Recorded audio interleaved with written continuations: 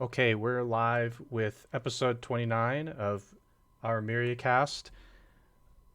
We've got a guest today. Our guest is apparently called Abandon, or so he says.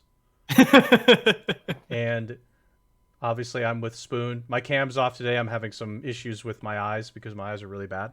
Um, Did not expect that picture for that you. is, this is the That's, best. This is the only picture that's I the could winner. choose. This is the only picture I could think of to put on here. It's the perfect So image, so we're honestly. gonna we're gonna Yeah. go with this one today. But yeah, so this is episode 29. Obviously, I'm with Spoon here. Couldn't think of anybody else who would host this with me. Spoon, how you doing? Yeah, no, I'm good. Okay, he's good. Great. I'm yeah. I'm I hope you feel better with your eyes soon You know because the it seems annoying. it'll get there. Yeah, no, it's great. Every 6 months this happens, so it's like it's clockwork. I just know in Is it 6 months. allergies or something? It's actually there's like multiple things happening at once. It's truly a marvel. Um, the basically what's happening is my eyes they are scarred from contact use, and Ooh. additionally, my normally your eyes have this ability to lubricate themselves with like basically with tears, and so they don't get dry. My Hmm. eyes do not have the luxury of that anymore, as so many different issues have happened. So I actually they don't properly lubricate themselves. So I have to use artificial tears to do that. And it's like there's just like many different things happening. And also the person that I saw on Friday when I went in said that there could be an issue with like maybe my eyelids are too they just like over the course of the day, you build up dirt or like just these toxins, and they recommended me using this thing that essentially detoxes the eyelids. So it's like a lot of different things happening at once that cause my eyes to swell and become red and then start to burn. So Goodness that's gracious. yeah, it's a thing. It's a thing. It's happened for the last like 6 years now. But So what you're saying is you're getting old? yes, that's exactly it. They're like, it's crazy like how bad it can get sometimes. But we're not talking about my eyes here. No. We're here with Abandoned because we're going to talk about games and I don't know stuff like that. That's what I think we're here for that. Um, so Abandoned, just Gaming. what do a quick intro for yourself. Oh yeah, I'm fearless leader Abandon. I'm the Myriathon founder, uh Illuminati overlord. Illuminati overlord in the Discord. Mm-hmm. I haven't been gaming a whole lot lately just because of work, but yeah, no, really excited to be here. Really excited that you guys let me come on for once. Let me out of the cage. Yeah, it took some time. Yeah, but no, yeah, I'm glad to be here, and I'm excited for all of the stuff on tonight's podcast. Yeah.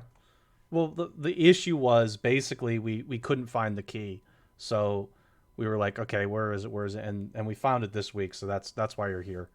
We Yeah. essentially found the lock and key to the lock. So just to do a quick intro for everything else that we're doing, if you look above my amazing picture, you'll notice there's this bar across the screen. I actually pointed up like the camera was supposed to be on. I'm just too used to it. And you'll notice here we're raising money still for this month. Thank you guys. We're raising money for this month. There's still about a week and change to go. We're trying to really hit that goal of 300. We'd really appreciate it if you guys did help us out. The charity that we're raising funds for is Charity Water's September campaign. Oh, and the bot. I don't think the bot's working right now. Oh, So let me bring the bot back up. somebody's I gonna can. have Bot to down. grab the Tiltify Rip, here. rip bot. But the idea, guys, is once the bot's here or once somebody posts the Tiltify, feel free to sort of donate if you have the ability to or have the funds to. Obviously, we don't expect everybody to be in that situation, but we'd really appreciate it. And just yeah, please consider sharing sharing with us for this cause. If you don't know what the cause is for specifically with Charity Water, it is to bring clean water to people in Mali, and they're using green energy to get the water from the ground, and the process will will help facilitate that water to be far cleaner than it would be, with just dipping into the wells, as they are doing right now. So that's the intro for this. Please consider, sharing your support here, and we look forward to seeing where things go for this week. So, anything I missed there, Spoon, Abandon? Anything that I missed? Nope, I think Okay. we're good. Good to go. Awesome. So I'm going to throw us over to a new screen There we here. go. Bot's alive. Bot is working.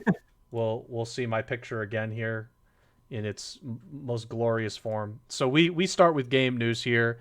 I will zoom in on my screen so you can see this a little bit better. So so in basketball we have this thing with a guy named Adrian Wojnarowski. Yeah, that name, by the way, is really hard to pronounce when you just see it. He whenever he puts news out there, we call it like a Woj bomb. This was a Woj bomb level thing that happened today in gaming. This is like probably the biggest event to occur in some time. I would argue this is probably bigger than just the next gen consoles getting announced, because there's so much information and baggage that comes with this. Xbox or Microsoft purchased Bethesda today. They acquired them for $7.5 billion was the report, which is an unbelievable amount. They bought the parent company. They bought the parent company, but that's Zenimax Media, I think, is the parent company. Yes, Zenimax Media is the parent company to which Bethesda is under. But still, like, the idea is they bought Bethesda too. I have no idea what else that conglomerate or whatever Zenimax Media is controls. I have no idea. Yeah, the big one for gaming is Bethesda, obviously, but I'm sure they control some other stuff that. A lot of gaming studios. Yeah, I think all the gaming studios go under Zenimax, not necessarily Bethesda. Because there's id Software. There's id Software. There's Tango Gameworks. There's this Alpha Dog. There's all of them are down here. All these different titles for these different, like, this is also why it's big, is because they get all these other development studios that Bethesda was essentially, or Zenimax publishing for. So this is a really big, this is a huge thing. It's like you're getting, I would say, like, at least 5 or 6 studios in one purchase. We also talked about a while ago. We had mentioned, okay, what other studios could Microsoft get? And I never even considered that they would just go big and grab Zenimax, the publisher, and say, okay, everything under you is now a part of the Microsoft family. I never would have thought of that, because to me, I was like, okay, that number seems way too high for Microsoft to really want to go for. But I guess not. I guess I'm just completely wrong, because they just went for it. $7.5 billion, guys. That was the report that I saw, at least, of what the deal was, at least approximately. Because looking at just the games that are on this screen here, Dishonored is a series that has, like, it's big. Wolfenstein has so many games under it, and I think they're continuing to make more. I think the last one came out a year or two ago. The last one definitely had a poor response, but But then, Elder Scrolls is iconic. Fallout, iconic. Doom just had its big release this year, and that was massive. Starfield, I know, is really heavily anticipated. Evil Within is a huge one for fans of horror games. So, for the people that are getting or might get the PS5 for Resident Evil 8, Evil Within's another one in that field. And then I don't remember too much about Prey, but I know that one was kind of big and kind of the same horror genre, but like alien sci-fi horror. Right. I think there's just like a couple things also I wanted to just like mention here is, with something like this, people have speculated that this will allow Obsidian Studios to work on New Vegas 2. This was like the big thing people wanted, like we're talking about actually, is, okay, now this opens the door for Obsidian to potentially work on a second New Vegas game. They worked on the first one, if for those that didn't know, they did an unbelievable job with it. They did just like a wonderful job. That game was so great. And people are like thinking, okay, are you guys going to let them make a New Vegas 2? That would be really fun. Hopefully that happens. It also is interesting too, just because I was going to say, like, Obsidian is essentially the ones that they made Outer Worlds, which is like a Fallout game for a lot of people. It's very similar, so it's just like interesting. They're like, oh, okay, you're getting the the Fallout series, and you got Outer Worlds already. You've already got this like combination, and Obsidian's working on that. I forgot the name. It's like starts with an A. That's supposed to be kind of like Skyrim to a lot of people. It was like it starts like of AV or something like that. I don't remember the full name of it. So for me, I have never been into Fallout. So for people like me, what does this mean for, New Vegas 2? Like how big is that? Because I don't even remember how big New Vegas was. I'm not really that into Fallout either. I played Fallout 3 a little bit and I didn't really get into it. But I've heard from people who do like Fallout that at least of the recent Fallout games, being 3 New Vegas and then 4, New Vegas is the best one. New Vegas is the one that people say is the best, and it just is. It's and Bethesda didn't develop it. Bethesda didn't develop it. They published it, but they didn't develop it. It was developed by Obsidian. Right. So the additional benefits, which again, I'm gonna just quickly keep going through benefits of this, something like this.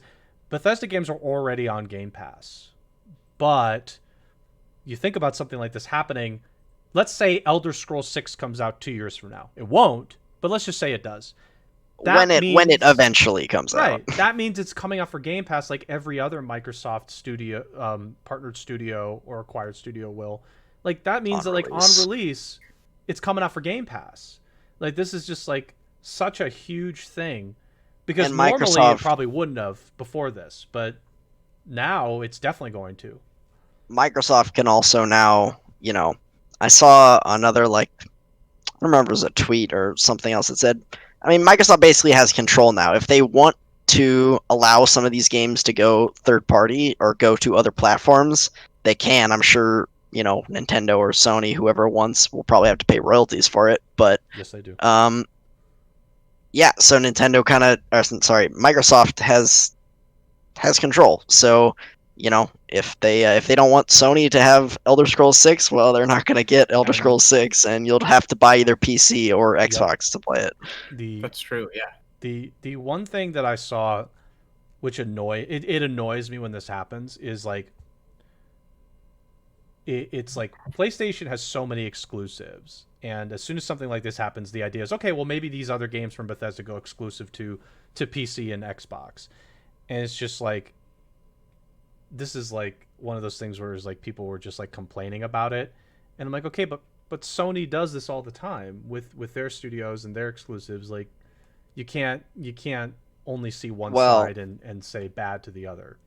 Sony, I kind of see the distinction where Sony has a bunch of studios that they've pretty much always owned, and those are always the studios that develop their exclusive games. This is a situation where we have a publisher, a developer and a publisher who has made multi-platform games for the past 10 to 15 years at least, and now they're possibly all going to be exclusive to Microsoft. So I can see where the frustration is coming from, but then at the same time, I see what you're saying. Sony has plenty of exclusives, and they take, My other thought on that too, though, is on top of it being, Xbox, you also, by being Microsoft owned, it's going to come on the PC as well. So, and almost sure, a lot of people own Macs, but a lot of Mac games are PC friendly, etc. And a lot of people who own computers and game on computers own PCs. So it's not like it's one console exclusive. It's Xbox plus PC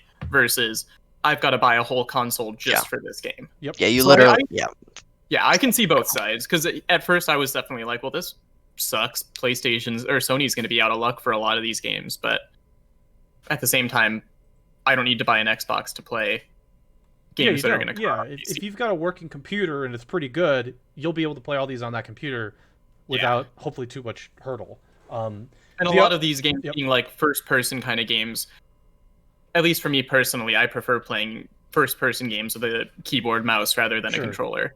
There's some other added benefits to this. Number one, the Bethesda launcher can get dumped. Thank goodness. That was a really stupid thing. The Bethesda launcher, bye-bye. I'm super glad it's gone with this. It has to go at this point, because Microsoft has already they're putting out their games on Steam too. as well. It's not like they're exclusively putting these out only for like their store or on whatever. the Xbox app. Yeah, Yeah. they are coming to Steam too. So it's not like you're not going to get these on Steam. They've made a conscious effort to do that. I think Outer Worlds was an exception. Outer Worlds did not come out for Steam right away. It was an Epic release, but I'm not sure Yeah, what the well, full that's details for that's that is. because it was Epic. Yeah. Yeah, So it's either going to be Steam or Epic for right, almost all of it. right. So I think this is like, I think it's good for that too. I think it's also potentially good if Microsoft can sort of ease the burden of the, I'm going to call it the recent Bethesda trend of being really scummy with their various different monetization strategies. Fallout 1 Plus or Fallout 76 Plus or whatever that crappy subscription was. It was like $100 a year. That was a bad idea. Maybe this won't happen again as a result of this because they're going to feel less pressure to have to do crap like that. I'm hopeful that kind of alleviates that crap, and they can come in and just sort of like help with that, because there's this is the kind of stuff that you really hope that they just stop doing these shenanigans, but who knows really.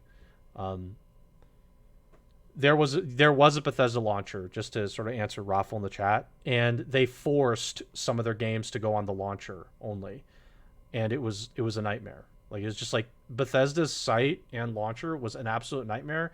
They had so many problems. I'm really hopeful that this just like they just drop all this now and just put it on the Microsoft Store and Steam, because it was like they would like accidentally like leak people's payment information and like personal info. Like, it was really bad. Like, it was just really bad. Yeah. Launcher was bad too. The way I see this, there are two possible outcomes here. Either Microsoft really takes full control of Bethesda and makes all of the games exclusive on Microsoft, Xbox PC, or Microsoft continues just like basically profits off of Bethesda, like skims the profits off of Bethesda and lets Bethesda continue running as a studio, in which case we're going to see Bethesda doing their crappy business practices like they did with Fallout 76. Yeah. Ideally, we get the best of both worlds where neither negative happens and, there's no console exclusivity, but also Microsoft is running Bethesda. Right. But we're probably going to get one of the two. I think we're going to get console exclusivity. Yeah, I think it's going to be. I hope so. I think Microsoft wants to sell Game Pass subscriptions, and if these things are exclusive to Microsoft and by extension Game Pass, they're going to sell a good number of Game Pass subscriptions just because of this. There's a lot of Bethesda fanboys out there who love Bethesda. They buy all their games. There are even people who liked Fallout 76, even though it was a freaking disaster. People who have bad opinions, yep. And yeah, I certainly hope that Microsoft, and who knows if this will happen, maybe it'll be worse, maybe it'll be better, maybe it'll stay the same, but Bethesda's been really anti-consumer the past couple of years with things like 76 and some of their very corporate PR statements that they've released on stuff like that. And Bethesda's been going down the tubes. I've never been a huge fan of their games, to be honest, but even, as people who are fans of them, they've not been good the last few years. They've been pretty rough. They do have good the titles, even the ones that like Fallout 76, Fallout 76, like Elder Scrolls Online has improved a lot according to the people that I know who play it, and from what people have said, it's improved a lot. It had a bad release, but it improved quite a bit. There's forever, and like Doom, Doom had its hurdles with the newest Doom with specific things, but Doom has been really great for Bethesda. Starfield has a ton of anticipation, so this is like, even though I feel like nothing about it. I feel like Starfield though because it's already been in the pipeline this long, they've probably already planned out having a release on multiple different platforms. So I don't imagine they're just going to throw it to be exclusive right away. Maybe they do, but this is like, generally speaking,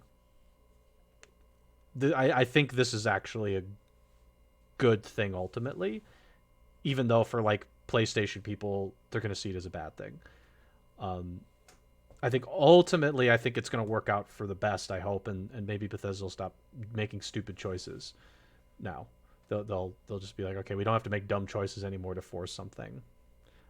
I was just looking at Blue's comment in the chat where it's just like Microsoft bought this for 7.5 billion and Sony in the last 8 years combined made 6.8 billion. Yeah, that's what happens is Yeah, if Microsoft decides to spend money, they will spend money. That is the difference.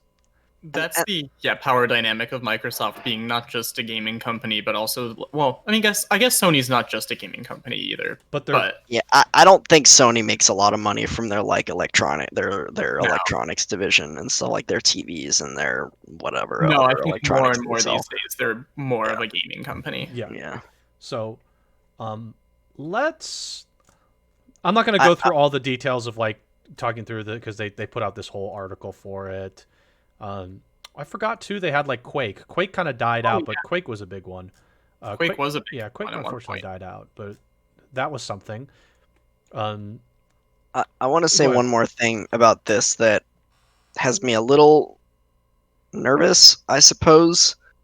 I mean, I know this is probably an aberration in being, $7.5 billion is a lot of money, but I hope this doesn't lead to a trend of just like big companies buying out other big companies and we just get a single monopoly gaming conglomerate, or like we get like you get Microsoft, you get EA, and you have Activision or something, and like that's it. And that would be Microsoft would very quickly go from being very consumer friendly like they are right now with Game Pass and their kind of stuff to probably pretty anti-consumer if it got this like with so little competition and Sure. just or into like full monopoly territory.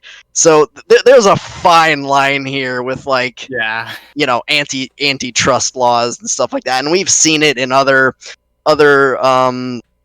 industries like the telecommunications companies like Disney. oof, yeah, Disney and Fox, like yeah, it gets rough when you're looking at these huge corporations either merging or buying each other out or whatever it is. Then you start looking at possible just lack of competition or even full-on monopolies, and Mhm. it's bad. It's bad news. Yeah, that is a concern I have. I don't see this happening too often. I think like the 7.5 billion marker is going to be a pretty good barometer of like, okay, if you want to, Bethesda's quite large. Like Bethesda is quite a large, Zenimax, I should say. Zenimax is quite large. So if I don't know like what's going to happen. I mean, EA's bought studios before, right? So it's not like this, but and they bought, EA bought BioWare for almost, it was pretty close to $1 billion, which was I thought was an enormous number for a studio. So I don't know. I don't know 100% if it's just gonna be like, oh, because I don't see Sony picking up a Bethesda level company. I just don't see it at No, all. No, no, I But don't. I don't think we'll so. see if Microsoft decides to go after maybe one more big fish. There's a big fish that's lingering that I'm very curious about. Um, there's a pretty big fish in the WB realm, the Warner Brothers gaming WB division realm. Games. Yeah. Yes. oh yeah, like WB Games is like, I'm not sure how committed there are still to that, whole game division. There's a fish yeah. there. There's a fish What all there. what all do they have? I always forget. Like I know they've got They The they've got a Batman. hand in the Batman stuff. Yeah, Batman Shadow of Mordor series came out for WB. that's true. Is the They Harry Potter stuff also yes, the there? Harry Potter game is WB. It's Warner So Brothers. they've got all like the franchise name ones Yeah, that are they've got the like from other franchises. media. But still, it's a name. That is a I name. believe Yeah, DC is Yeah. also under Warner Brothers. you're right. So that like the DC So games go under. all the DC stuff. Yeah, all Yeah. the DC Yeah, I think goes under that umbrella. So that's another big fish that could go down at some point. That's an that's interesting true. fish. But anyway, any other That's something to thoughts? keep an eye on. Any other thoughts for this particular thing? Nope. That's it for No, me. Okay. Just as an additional note, tomorrow is actually when the Xbox Series S and X go on pre-order. This is going to segue into my PS5 thing a bit, but for Pacific time folks, it's supposed to open at 8 a.m. Pacific time. I'm not like I'm just that my just that's just my point is if you were at all interested, my guess is this is going to go immediately within 5 minutes or less. If you wanted it, starts tomorrow at 8 a.m. if you're on Pacific time. If you're on Eastern, 11. So just wanted to sort of add that in there because that is something that's happening tomorrow, and I imagine what's going to happen is people are going to be like, oh, I was on right away and it got sold out already. Yeah, let's hope they don't have a fiasco, but they will. Yes. So I'm gonna segue then into Sony is going to wait. A Kotaku article wrote where it says Sony is going to buy Nintendo. Does Sony I have the funds for that? I don't see that happening. I That cannot see that happening. I mean, I've heard there have been rumors in the past, like especially when the Wii U was flopping, that Microsoft or Sony or someone was gonna buy Nintendo, and it just has never happened. I just don't see it happening. I feel like Yeah, that sounds like it's Nintendo's true, a yeah. lot bigger than that. I don't know if Sony afford it. Like I don't think so. I think Nintendo's kind of big. Like they have Pokemon. Let's just start there. Like Yeah, even Nintendo's just current grabbing net worth is Pokemon is estimated enough. to be about 85 billion, according to just a quick yeah. Google I search. don't think even Well, Microsoft Sony could could- drop no, could Microsoft could wouldn't. drop that like that. No. That's insanity. That's you're going into Bezos bucks territory on that one. That's Like, Bezos bucks. And Microsoft Yeah. has a lot of bucks. So yeah, like that's like 7.5 for Bethesda is a lot. So like I think that's like something that you're not going to see. You're really not going to see something like That- this. that sounds like a super clickbaity article that's just building off the Right. the bombshell from today. It's like, oh man, Sony gonna buy Nintendo now that Nintendo bought Bethesda, and sorry, Microsoft What- bought Bethesda. When Abandon said a quick on. Google search said 85 billion, I knew that was going to be Papega. It's just like that's a Papega article to try and get somebody to click so they can make their extra couple bucks. Oh yeah. But so PlayStation 5 had their showcase event last week. They debuted the price tag for the digital and non-digital, or when I say non-digital, I mean the disc drive version of the console. The price tags are $500 and $400. $500 for the one that has the disc drive, $400 for the digital, which is what we said that the price tag would be. The event had a lot of different games that were either announced or teased. Final Fantasy 16 was announced. It is a what was this a PlayStation exclusive to start? Did they say this is a PlayStation exclusive to start? I think so. I It's, don't know if they said anything about it. It said PC. It said PS, PlayStation, and PC. Okay, That's what it so said. both. Okay, just want to be super clear on that. So they revealed Final Fantasy 16 Witcher 4 last week, and I say that because it just was like it had that heavy medieval look. So I was just like, I was memeing about that last week when we were watching it. I was like, oh, is this Witcher? Is this Witcher? So I don't really play Final Fantasy games that much. Spoon, thoughts? Abandon, any thoughts on Final Fantasy 16? The trailer that you saw, if you saw it. If not, maybe I could find it. But Yeah, they did. So to Blue's comment in the chat, real quick before I go on that. Apparently, I guess they released some like solo trailers later for some of these to break it up, and the things that said at the end of the trailers in the event that it would also be on PC. They just like took those out of Yeah, I know like Demon Souls, for instance, was one of those that they had said something in the initial trailer about it coming out eventually on PC, and then they revoked that, and like someone at Sony actually came out in like a public statement after the fact, like this isn't coming to PC on launch. Yeah, I only heard that for Demon Souls that was actually a mistake with Demon Souls that it wasn't. I think Final Fantasy is coming to PC. They just changed it for their trailer or whatever. I don't really know what happened with that. FF16 looked cool. I mean, we didn't see much of the game itself. It was mostly a cinematic trailer. The game looked pretty, but Final Fantasy always looks pretty for the most part. Saw a little bit of the combat, I guess. It's going to be an action RPG. I saw some. I know some people are really upset about it being an action RPG. One of my friends was complaining about how it looks like they're taking a lot from Final Fantasy XIV in that regard, which my thought is, sure they are, because Final Fantasy XIV is a cash cow for Square Enix, and of course they're gonna... FF14's an MMO. Yeah, but like the gameplay style in terms of, the action RPG elements rather than being a turn-based or like ATB-based based Wasn't RPG. 15 also action RPG, or was that different? It was pretty It, action it, RPG, yeah. yeah. it was. Yeah, I think, I think it looks good from what I saw of it.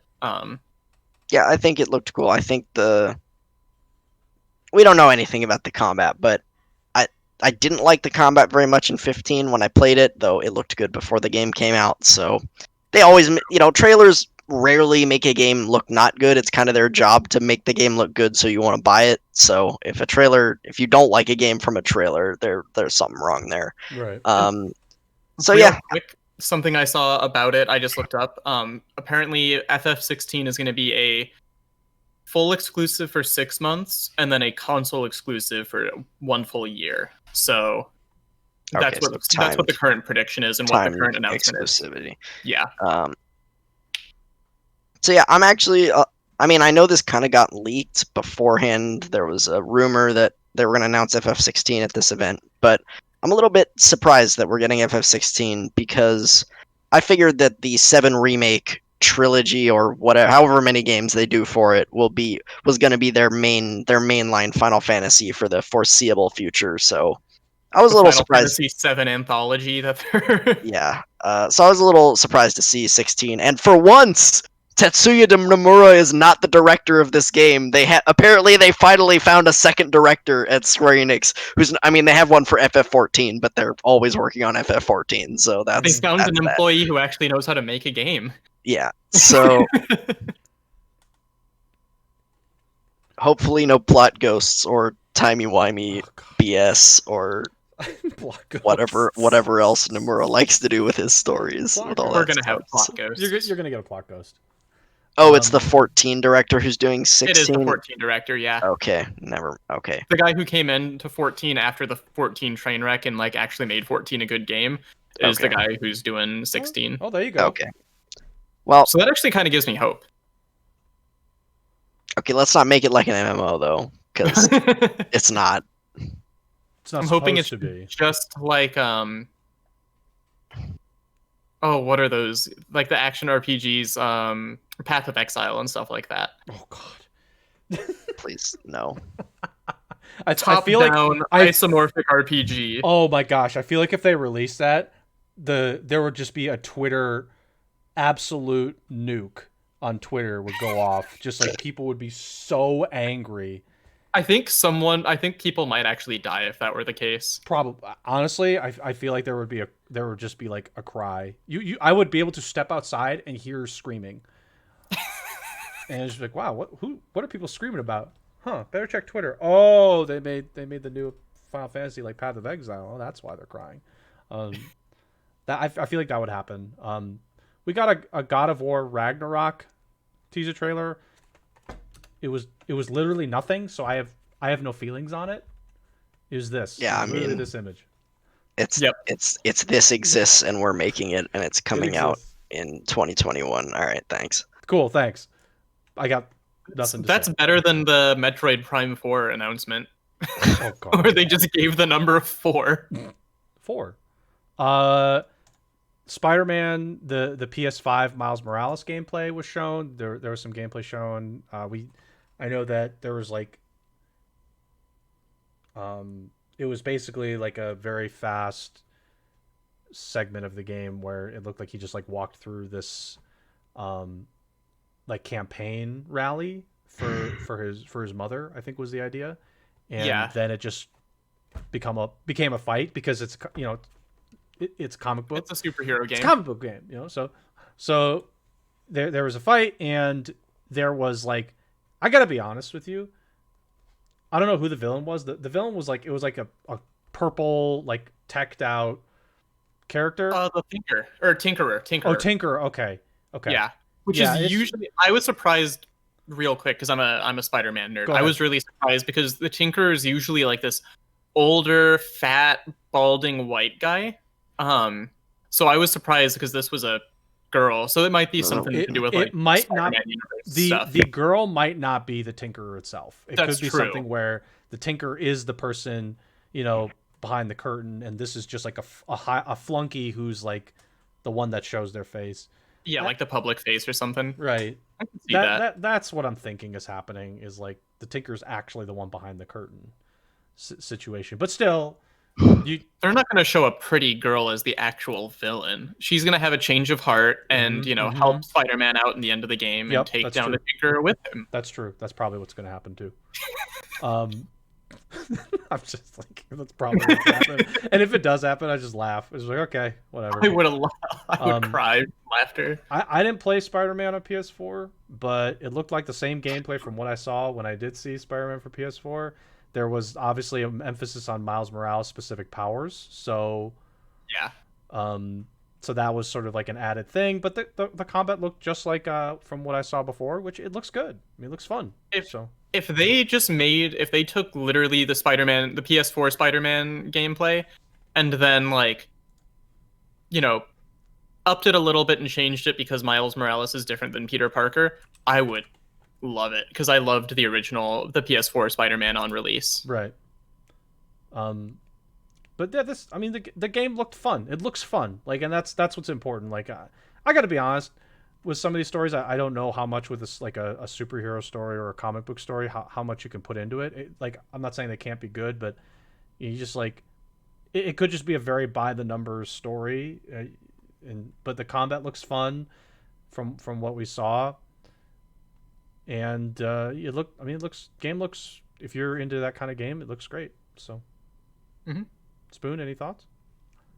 I mean, yeah, I didn't play Spider-Man PS4 either. I've heard really good things about it. Maybe I'll get to it eventually, but maybe not. So more of a good thing is a good thing, right? So keep it coming. Yep. I guess. Harry Potter Hogwarts Legacy was announced. This is it's not set at the Harry Potter specific time.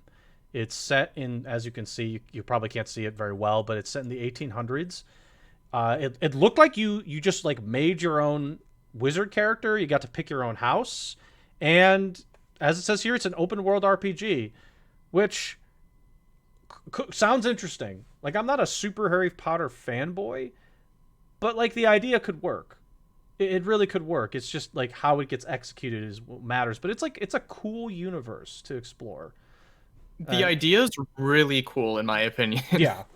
It's just also a bit unfortunate with the timing with J.K. Rowling's new book and all of the outcry against her. Yeah. J.K. Rowling's kind of papega on some things. Yeah. So we just have to ignore her. J.K. Rowling is a terrible person, to be quite honest. She's a great author. She wrote good books. Harry Potter. I read all the books. The movies were good too. But I know there's a large segment of the population right now who just cannot stand J.K. Rowling. Sure. I'm not sure I'm one of those quite yet, but I know there's plenty of people that, even though they know that this game isn't specifically Harry Potter or set in the same time as Harry Potter, it's still under the umbrella of Harry Potter. It's still J.K. Rowling's IP, and I'm sure she will get some royalties for this because she owns the IP. That there are people who will refuse to play this or buy and play this game because of J.K. Rowling. Yeah, so that's true. That's true. I like I said, J.K. Rowling, to be honest, I just kind of ignore her at this point. I think she's like done a good job of crafting this unbelievable story, but like, I think it was just like so surprising that her story was so well like written and executed that after the fact she's like coming up with stuff to try to make up for some of her own mistakes. I just ignore her because some of the stuff she says is just like completely idiotic. So you're just like of all other things, like she, even with that universe in particular, she just said some of the dumbest things you could even think of. It's like, okay, just stop talking for a day. But I like this idea. I really do think it could work if it's played out well. Again, if you feel a certain way about J.K. Rowling, you're all the power to you to not support it. I'm just specifically speaking about the idea of the game. The idea of the game looks pretty cool. If it's a game, for me personally, if it's a game that looks really good after release and gets, good reviews, I'll probably get it. Yeah. Because I'm always in for, a fun RPG within an established IP. Yeah, I'm with Raffle. Like, I might buy it after release. Yeah. Yeah. If it gets roasted as an actual awful game and is terribly broken, not gonna touch it with a 10-foot pole. Right. No, that's But true. That's all. My only point was like for a Harry Potter game, this one looks pretty interesting. yeah, Yeah, it's not a garbage like movie license game. Basically, it's actually expanded universe. expanded universe, unique idea. Looks like you'll be creating your own character. It'll be open world with Hogwarts and probably the surrounding areas. Um, so yeah, I mean, the idea for the game is good. That's for sure, and it'll depend on the execution. Sure. Okay. A couple other games that were shown. Resident Evil Village trailer. All I remember is like the fairy tale that was being told during it. I gotta be honest though, I don't know what it is, but I feel like this game just like isn't hooking my interest at all. I thought Resident Evil 7 had a really good premise, um, and I thought it was a nice like going back to the horror style of game, where like it's not about like the action, it's about the ominous environment. This one obviously is going to play off the same thing, but it just like it just looks.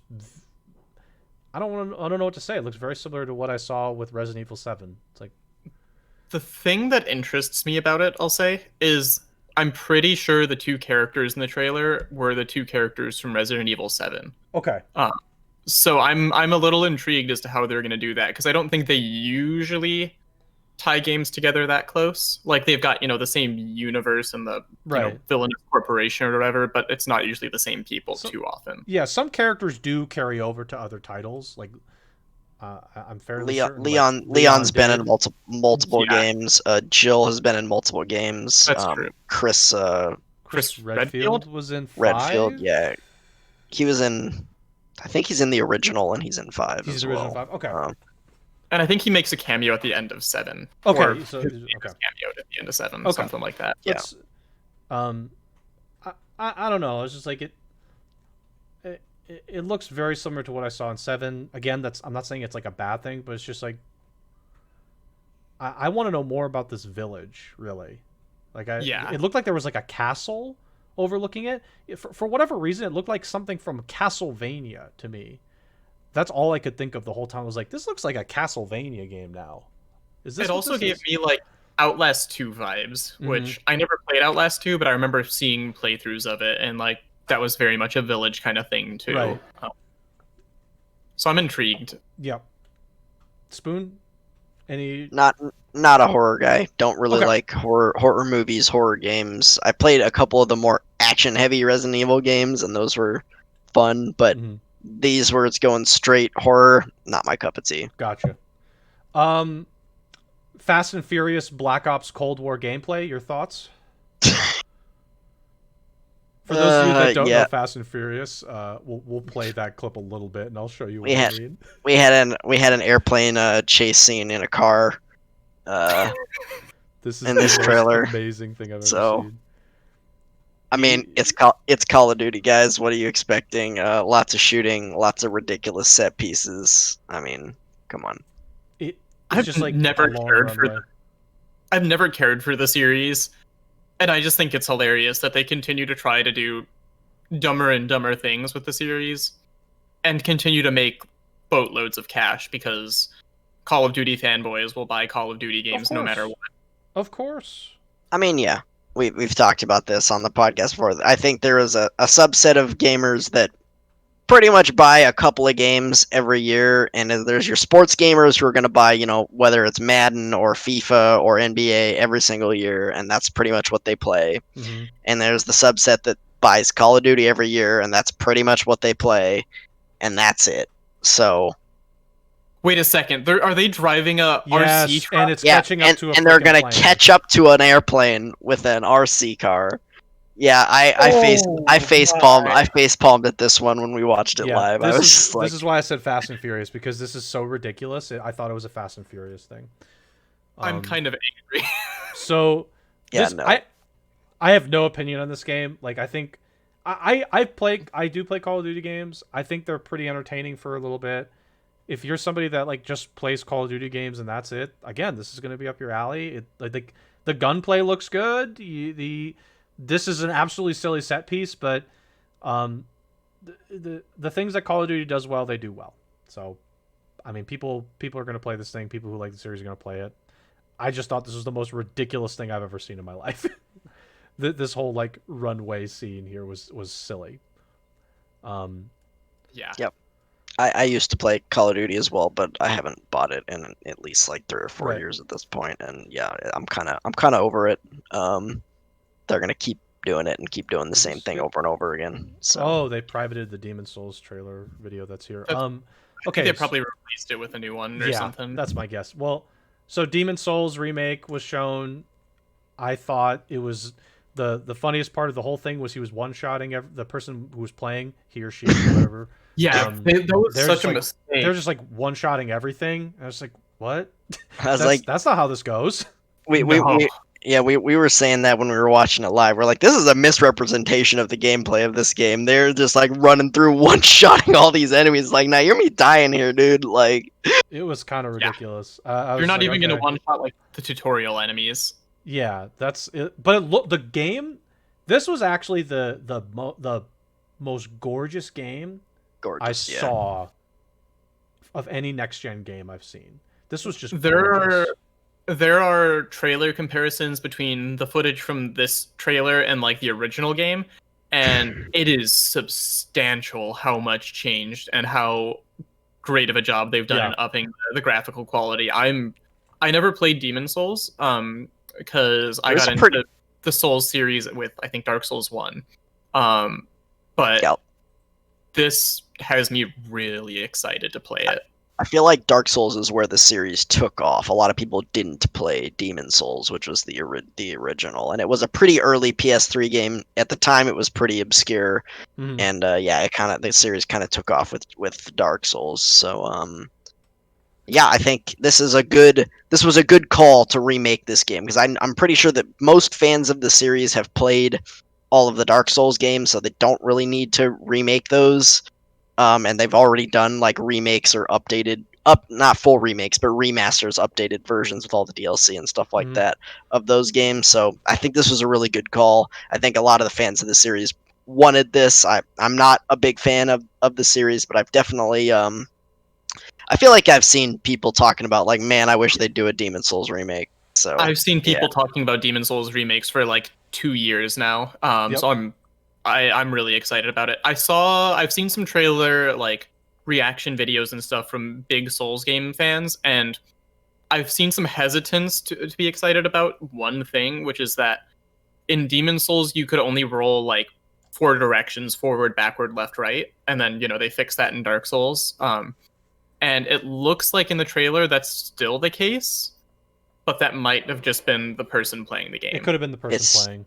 Wait, it's still the case that you can only roll in four four- directions. okay. That's what it looked like, but it could be the person who was playing it in the trailer. Because of course they were just able to kill things with one hit Yeah, anyway. it's Why just do like- you worry about dodging? I think it's too early. It's too early to say about Yeah. that. There I do know too that it sounds like the development studio is taking is actually listening to the fans on this, because I remember complaints in the first trailer about some of the graphics looking too bright and like sunny and less dark than the original game.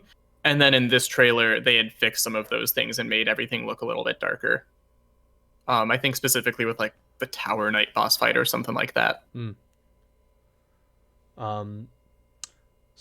are some other games. I don't know if we want to go through all of them, but there's one game. This was a Bethesda Studios game, Arcane. So we actually, the Dishonored studio Mhm. had a game. It was called Deathloop.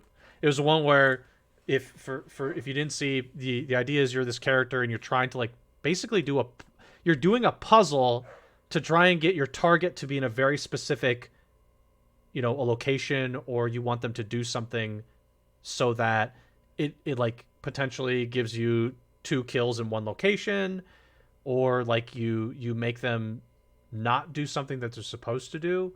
It looks like there's a little bit of like FPS, but also some puzzle solving in there.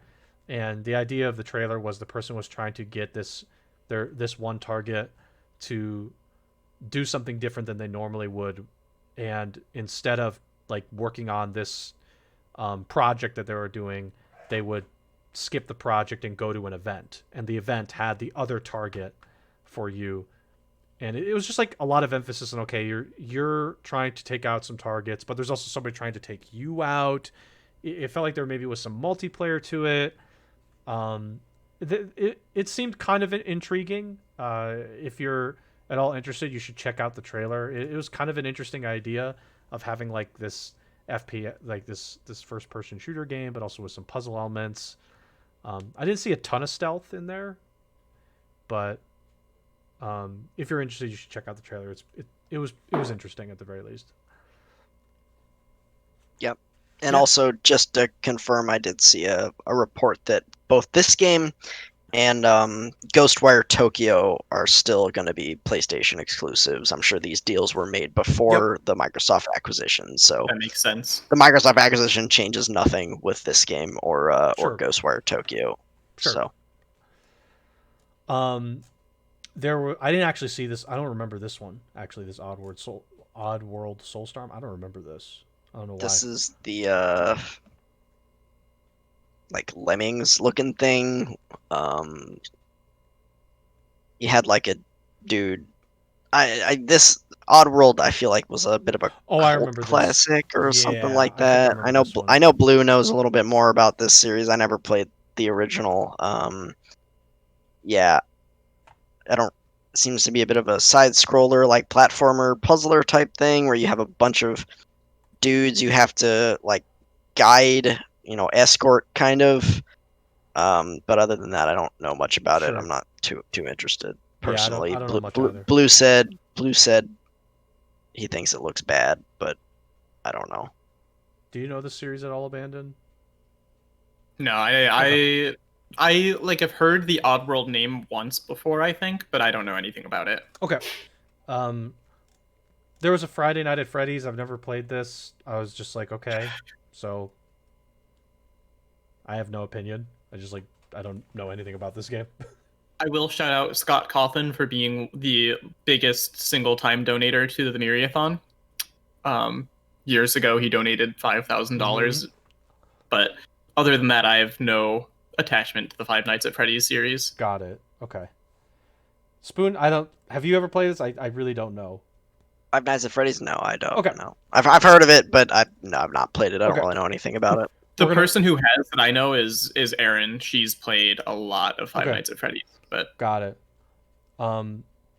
There was another thing that was shown was a Devil May Cry Special Edition, where you play as Virgil as a new playable character. Yep. So, cool. yeah. Virgil was not playable in the original. He was the villain Got it. of the game. But Virgil's a popular character. He's been in like Marvel vs. Capcom. Yep. Stuff like that. Yeah. People like Virgil. He's cool. Okay. Devil May Cry 5 was a fun game. But yeah, I mean, if you like Devil May Cry, cool. Yep. Yeah. That's like I said. If you like it, maybe you want to pick this up if Yeah. you just want to try it or something. I don't know. I'm gonna skip the Fortnite thing. The other thing that they showed was this PlayStation Plus collection for PS5. If you're a Plus subscriber with PlayStation 5, if you purchase the PlayStation 5 and you have it, you can play a collection of games such as Uncharted 4, the most recent God of War, The Last of Us Remastered, and there was like a list. I don't know where the list is at the moment, but there was a list of games that if you did purchase a PS5 you had this PlayStation Plus, you would get access to these games that were on the PS4. Seems pretty There cool. were some on that I was amazed were still like that they even considered, because I think Infamous Second Son was on there, and I Yeah. didn't even think Infamous was even a series anymore. Yeah, it's Because Second Son was, I think, a launch title for PS4, yeah, or practically. a while ago. So I was very surprised to see some of those, but I mean, I think these are all just games that have been on PS Plus on PS4 in one way or another, and they're just like, yeah, these games that have been on PS Plus in the past, if you buy PS5, you can just have them on PS5 if you have a Plus Yeah, subscription. So I cool. know Yeah. Persona 5 was on there too, the original, not Royal, unfortunately. So yeah, But still pretty but cool if you can P5 do that. base is still a great game. Royal's just Yeah. better. Um, Yeah, pretty Yeah, cool though. P5 base still gives you 120 something hours of gameplay at the very least. Let's see. Okay, think so that's it for the that is PlayStation definitely rant. it. Now we have the Nintendo. we'll try and maybe go a little bit faster with this one.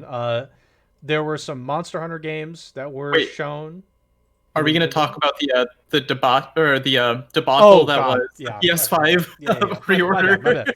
Yeah, so basically after the event, the idea was that the PlayStation was supposed to be open for pre-order the next day, and they said, okay, they'll do the thing, they'll be at these retail, you can pre-order at these retail locations or wherever.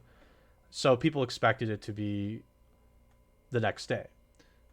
What happened was some of the retail locations just decided to ignore that and put Walmart. pre-orders up. Walmart decided that, really, Yeah, and others Walmart followed started suit. Others followed suit because, well, Walmart did it, so we gotta do it now. And so they opened up pre-orders, and there were plenty of people that didn't expect it, including myself. I was like, "Oh, pre-orders are Yep. up. I thought they're supposed to be tomorrow."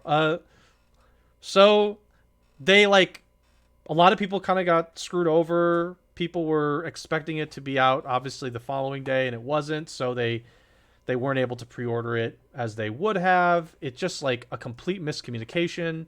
I think Sony acknowledged it, and I think they tried to make up for it. I think, but it's like damage is already done.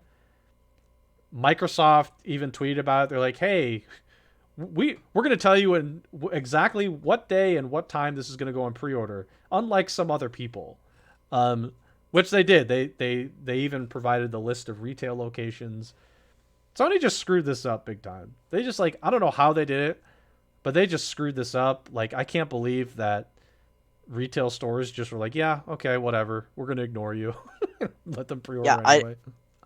we don't know if it was Sony's fault and they were just unclear on when stuff was supposed to go up, or if it was the retailer's fault just ignoring Sony and being like, "Nah, we want to." Walmart's like, "Nah, we want to get the drop on this. We want to be the first so that everybody, buys it from Walmart. Yep. So we'll just put it up and screw Sony."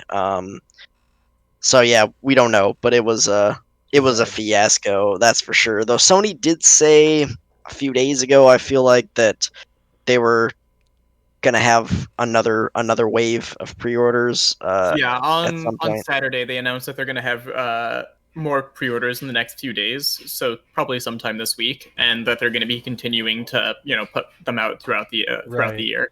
I feel like they have to because there's just going to be Yeah. so much demand right now, which is interesting. But yeah, that's like I don't know how you whatever fault whoever's fault it is just like it was bad. People were very upset, obviously, um, that this happened. Yeah. So Yeah.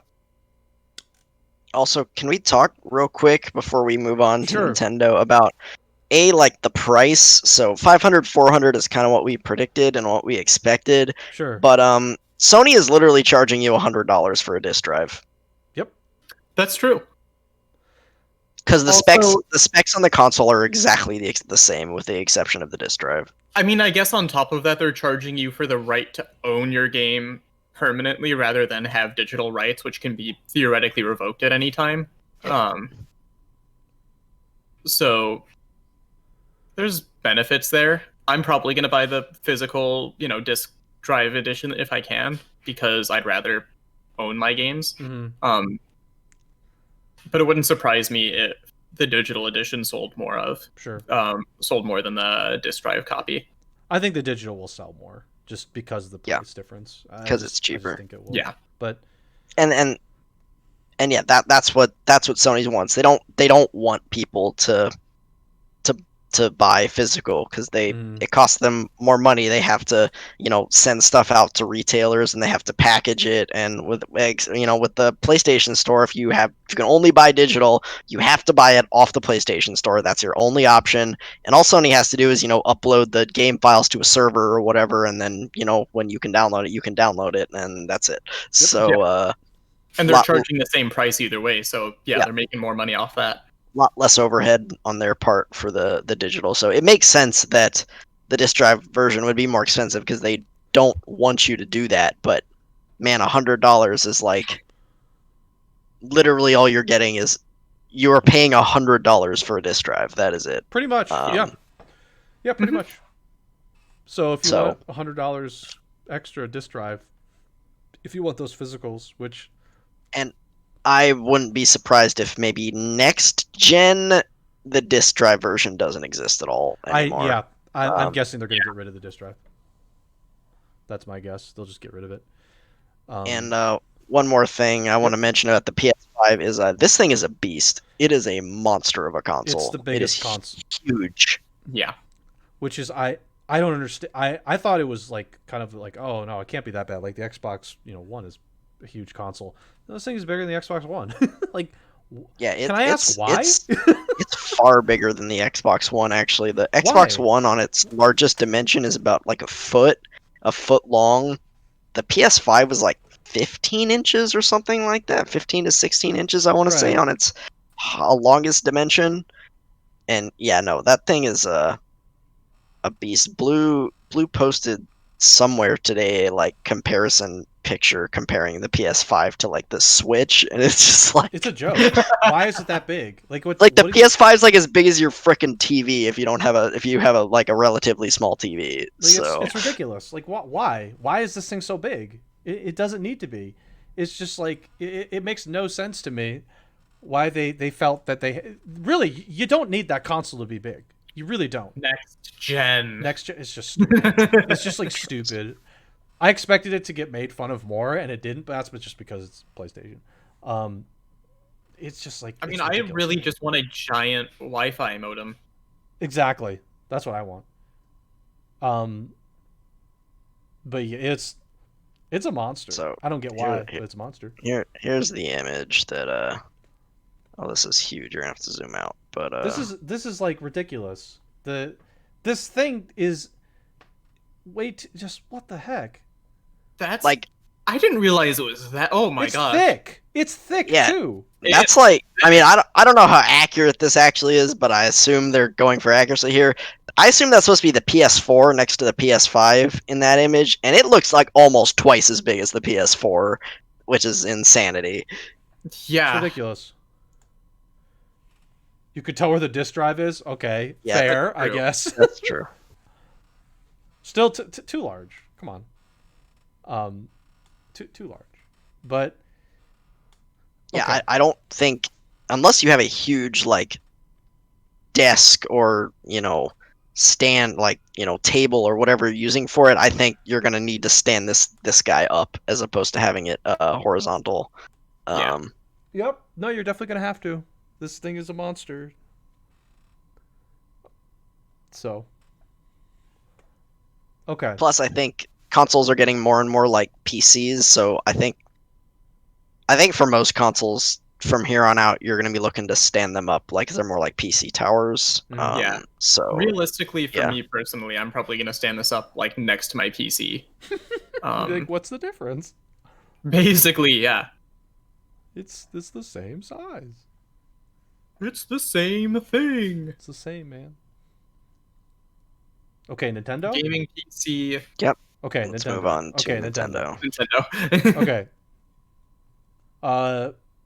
2 Monster Hunter games, Monster Hunter Rise and Monster Hunter Stories 2: Wings of Ruin. I don't play these games, so I'm just gonna defer to somebody who does. But I mean, if you like these games, they look very similar to the other ones. So I know Raffle's a big Monster Hunter fan, but I have yet to play a Monster Hunter game. Again, I've thought about it, but just haven't gotten around to it. I played World at launch, and it was fine. It wasn't what I expected. And so I don't think I didn't stick to playing it too much because it wasn't what I expected, and so it wasn't really what I wanted to play. Mhm. But from what I've seen and from the people that I know that love the series, this looks good. okay, And then yeah, Stories 2 looks like an anime game. it does. It looks like an anime game. That's what I was thinking. I was like, this looks like an anime. I'm guessing like so the base Monster Hunter games are kind of more just like open world, make your character strong and kill big monsters. Stories, at least I'm assuming this is how it is, looks to have more of a more linear like driven plot and Mhm. stuff like that. So Yeah. I'm guessing that's what the distinction is. Sure. Main series. Main series is mission based. Okay, Yeah. but you just Yeah. go get the big monsters. There you go. Just go get them. But still, 2 Monster Hunter games for Switch. Pretty cool. Pretty cool. There was a fitness boxing game. So I don't know if you want to do that. There you go. I mean, Apparently it's the second one. I didn't know Apparently, there was a yeah, I didn't know first. there was a first one, there's but a first one. I for one think the knockoff Ring Fit Adventure looks great. The knockoff Ring Fit Adventure, Ring Fit Adventure, but boxing. Yeah, I mean, why not? Let's see. Disgaea, I know nothing about, but I, I really know nothing about this. Um, Yeah, it's a strategy RPG. I don't know who the developer is, but it's published by NISA, NIS America. Um, I mean, this guy is 6, so it's a relatively long running series at this Yep. point. Um, I I feel like it's kind of a silly like series, and they have these just like absurd damage numbers and stuff like that. Again, I've never played this series. I've mm-hmm. heard of it. I've looked at it a few times. I think I got the PC edition of one of the games. I've heard they're very grindy, so I'm not sure it's my cup of tea Yeah. because I generally am not a big fan of super grindy games, especially grindy like strategy RPGs. Because in strategy RPGs, the battles tend to take a little bit longer, so grindy is kind of oof. Sure. But yeah, if you're a Disgaea fan, this is for Switch. And I think they also announced a port of Disgaea 5 to Switch as well. Okay. Um, Let's see. Empire of Sin was a game. It looked like it was a tactical role playing game. Okay, mob themed tactical role playing game. this is published by Paradox actually. Yeah, it's same people who did Oh yeah, CK yeah, Crusader yeah, yeah. Kings. That's I was just thinking. I Stellaris. was like, Not the same developer, but they're right. published. They're But it's publishing. published Yeah. by Paradox. Okay. I'm excited about it. Okay. I don't know. I don't have any thoughts right now. It looked fine though. From what I saw, it looked fine. Yeah, I know people are excited for this one. It looks interesting. It's a cool concept. I know Abandon's from Chicago, so that's probably got a little place in his heart for the Chicago setting of this Sure. one. Chicago, I love jazz, and I love like 20s jazz especially. So there's a Yeah. lot of stuff to it for me that's super exciting. Yeah, I thought I thought it looked pretty interesting. Sniper Elite 4. I have no comments. Just okay, cool. Yep. The Long Dark. I know nothing about this. Yeah, I don't remember what that. I've heard of Let's it, see but if I can find something can't on place it. I don't know what this. I don't remember what this is, to be honest. Long Dark. Let's try. I just want to double check what it was. Yeah, I maybe I just like missed this trailer. I just like. Okay, it's got a weird art style to it. I feel like I have Long Dark, but I can't remember. I'm like looking through my True oh, I do have it on Survival Steam. Comes to the Switch. Okay, it's like a survival game. Yeah, it's like a survival. I think loosely survival horror, but more just survival. Okay. And it's about like surviving the winter kind of thing. Yeah, that's what I saw in the trailer. It's like winter, the wilderness and winter. Yeah. Cool. Cool. If you like survival games, very cool. It's out right now, actually. Yep. Hades. Yeah, Hades roguelike from Supergiant. I actually haven't played the game, but I know a lot of people like it. Very fun.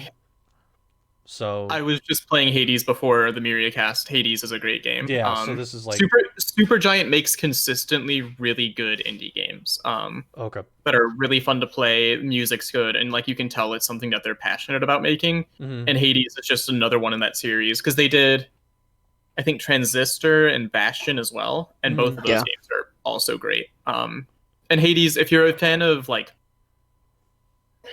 Greek mythology and stuff, it's really good. Yep. 1 second, I'm gonna grab something. I don't know anything about this Balan Wonderworld, excuse me, thing. I don't remember that one from there. I remember Rune Factory 5. 3D platformer. I remember Rune Factory though. I remember that one because Yeah. that was like the looked like a it was an RPG? Yeah. Yeah. I think so. Rune Factory 5 was an RPG. It looks kind of like a little bit of Harvest Moon, but a little bit of RPG as well. It's like, Right. yeah, you can like grow crops and, do farming stuff, and you can, meet your True love, I guess. true love, but there's also battles and RPG Yeah. stuff. So I think it'll be like a small town type RPG. I don't see you killing God at the end of this one like a lot of JRPGs, Oh, what?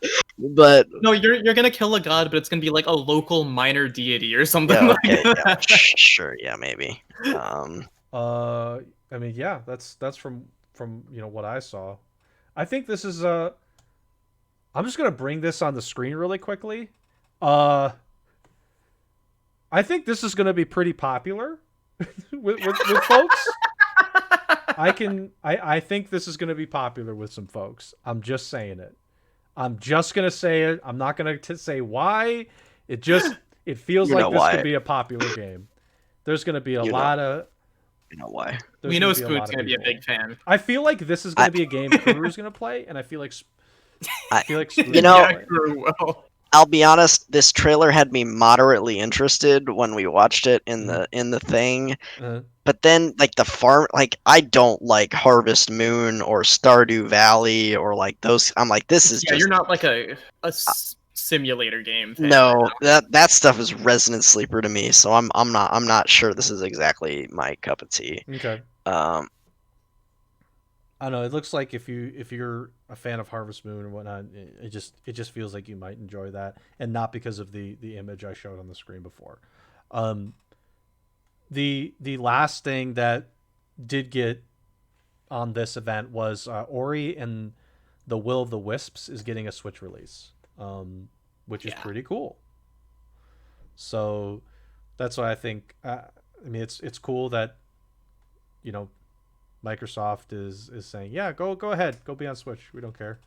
Yeah, I think going back to the Bethesda announcement, I think that's good news for Nintendo that if Microsoft does choose to make any of the Bethesda games like exclusive from Sony, they might still release it on the Switch because the Switch isn't a huge competitor of theirs in a lot of ways.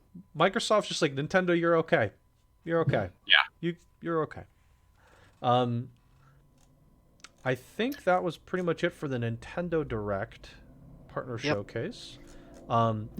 I did have something else, but I decided to drop it. It was just the Ubisoft thing with Immortals Phoenix Rising, just why they changed the name. I decided to drop it. It's not something we need to really go into detail about. So that's pretty much it for news. That was it. A lot of stuff. Most of it was the big bombshell from earlier. So let me see if I can grab a little thing for Crusader Kings. Maybe I can do some gameplay over so we can see what the game is like. Okay, let's just take this video. I've muted it. Let's bring this video here. We can watch an ad from YouTube. Thanks, YouTube. So, Crusader Kings 3. Who wants to take this one to start?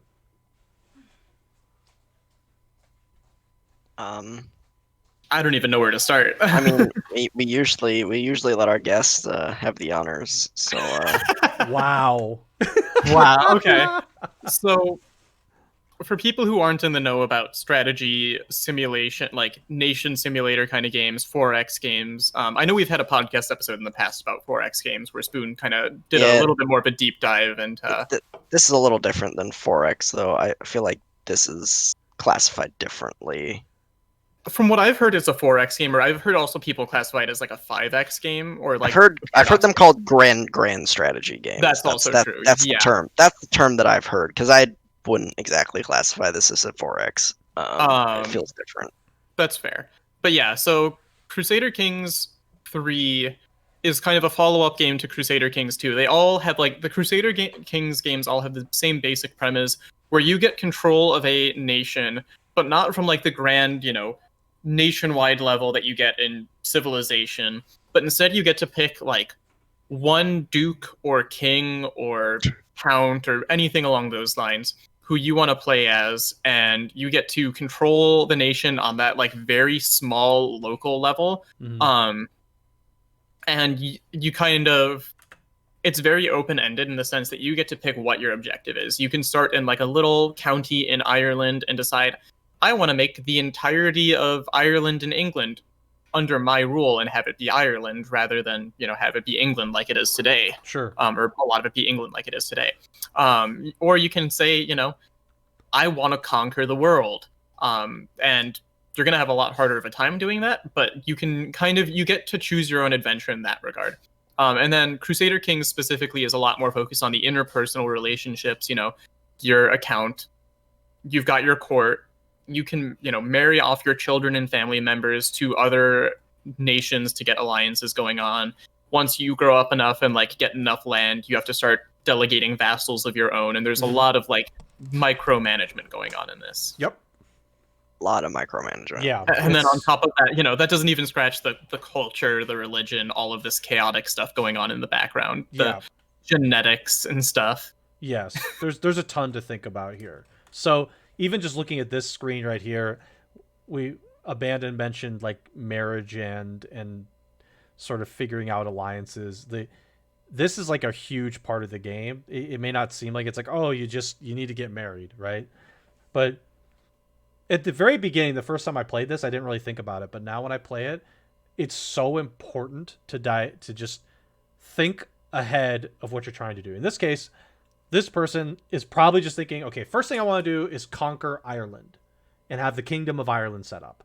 They'll probably have like a very early objective that goes into their bigger objective, which could be like taking over all of England, right? Or just getting Britannia, I think is the whole thing, right?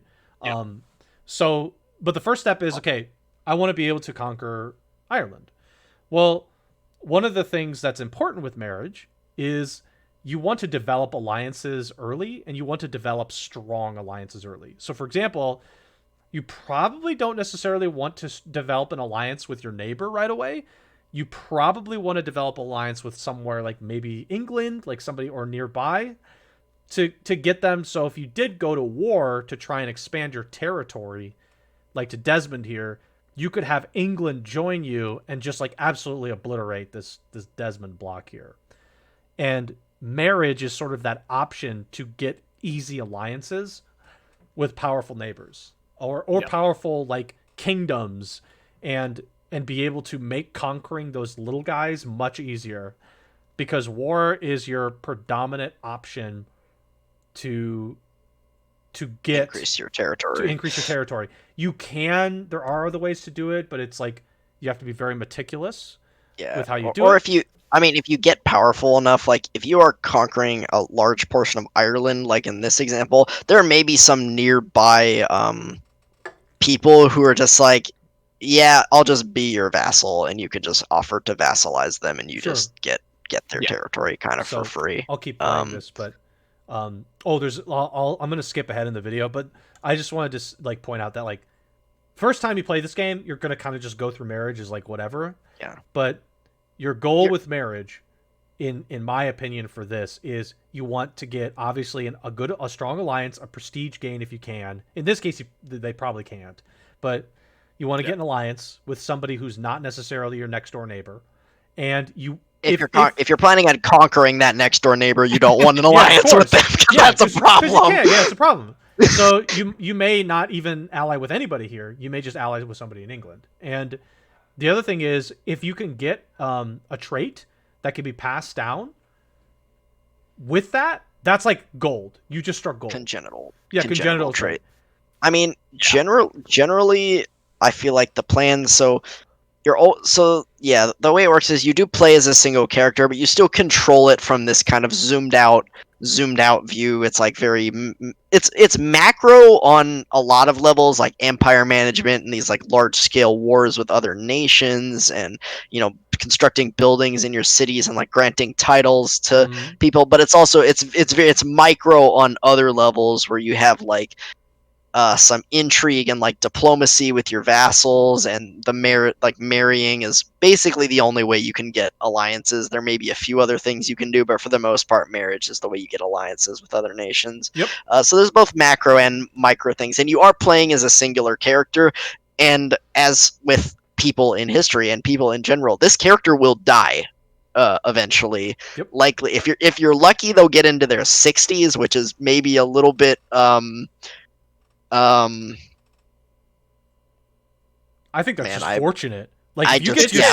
60s, that's fortunate.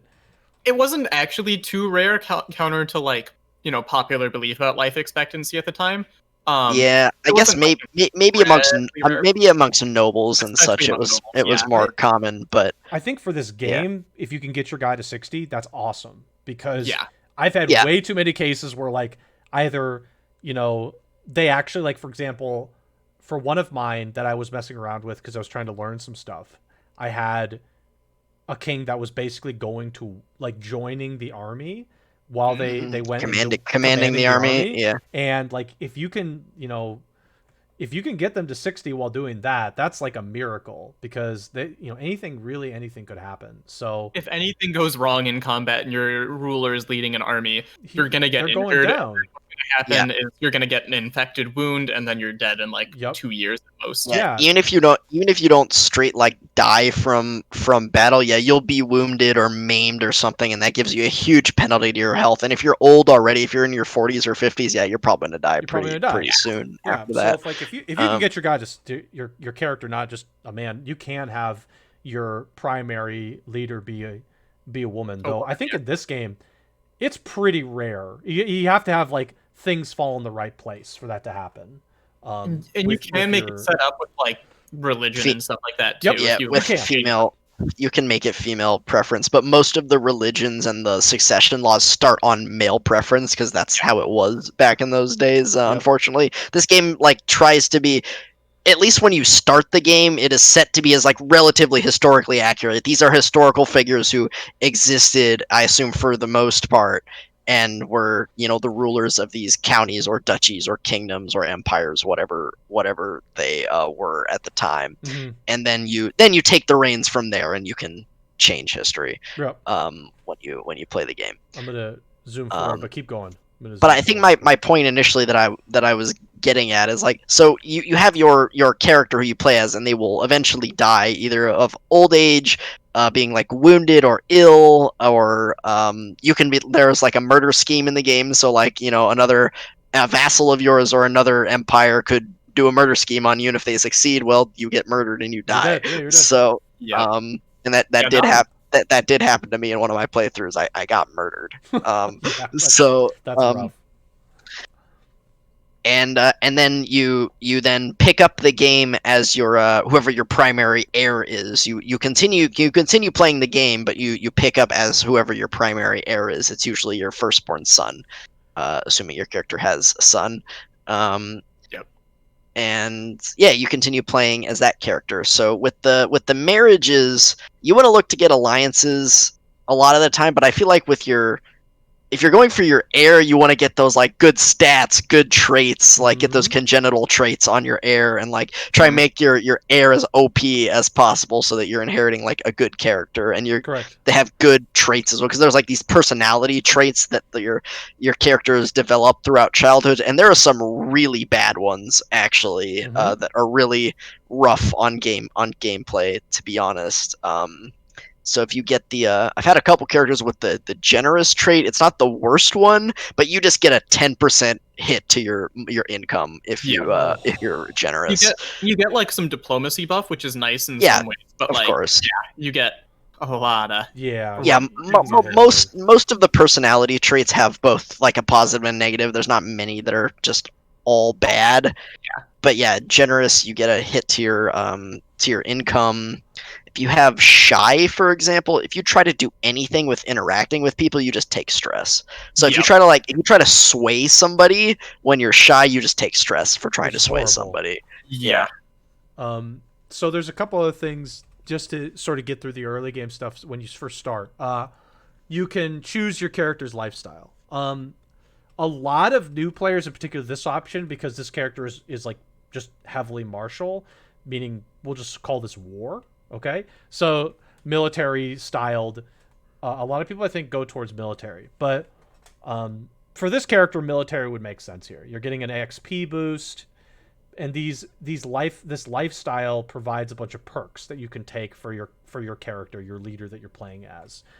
For martial, there are some that are like you can actually like force your own character to be like the best commander of your army. So like you can join your army and just be unbelievably powerful when you join your army into battle. And I did that. It's actually just unbelievably strong when you get it all the way.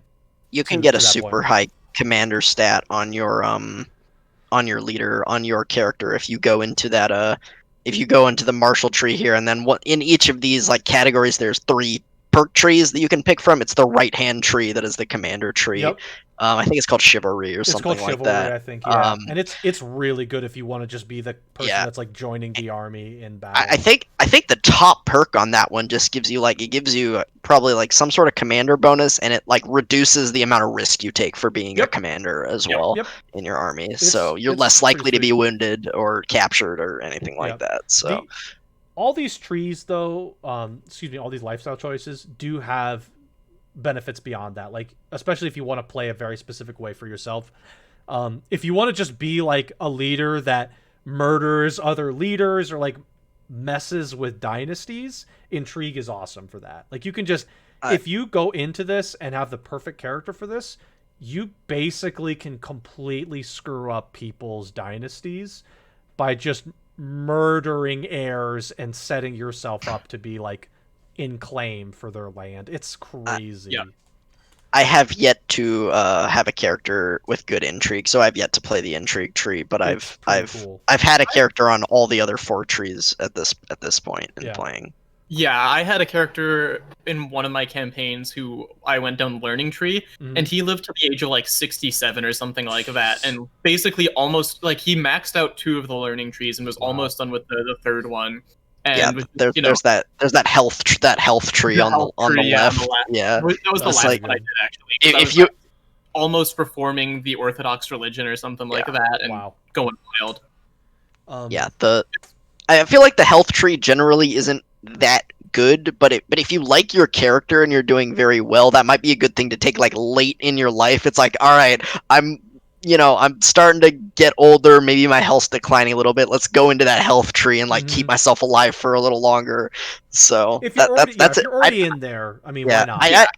I didn't really think about that a bit, and that's an interesting strategy because I was looking at that tree. I'm like, for the most part, this doesn't look very good to me, but yeah, if your character's really good and you want to stay alive for a long time, that's a good strategy. I hadn't even thought about it, and then I just realized like, oh, I can just help extend his life at this point. But yeah, no, I've always found personally, I always err towards stewardship if I can. Oh my gosh, stewardship is so good. Yeah, it's unbelievably good. The top of I think the left tree where you can just like demand payment for hook. Oh my god. I have seen so many exploits with that where you get your spy master hooking on all these different other nations and other leaders, and then you just are generating like hundreds of gold per year. It's I think it's broken.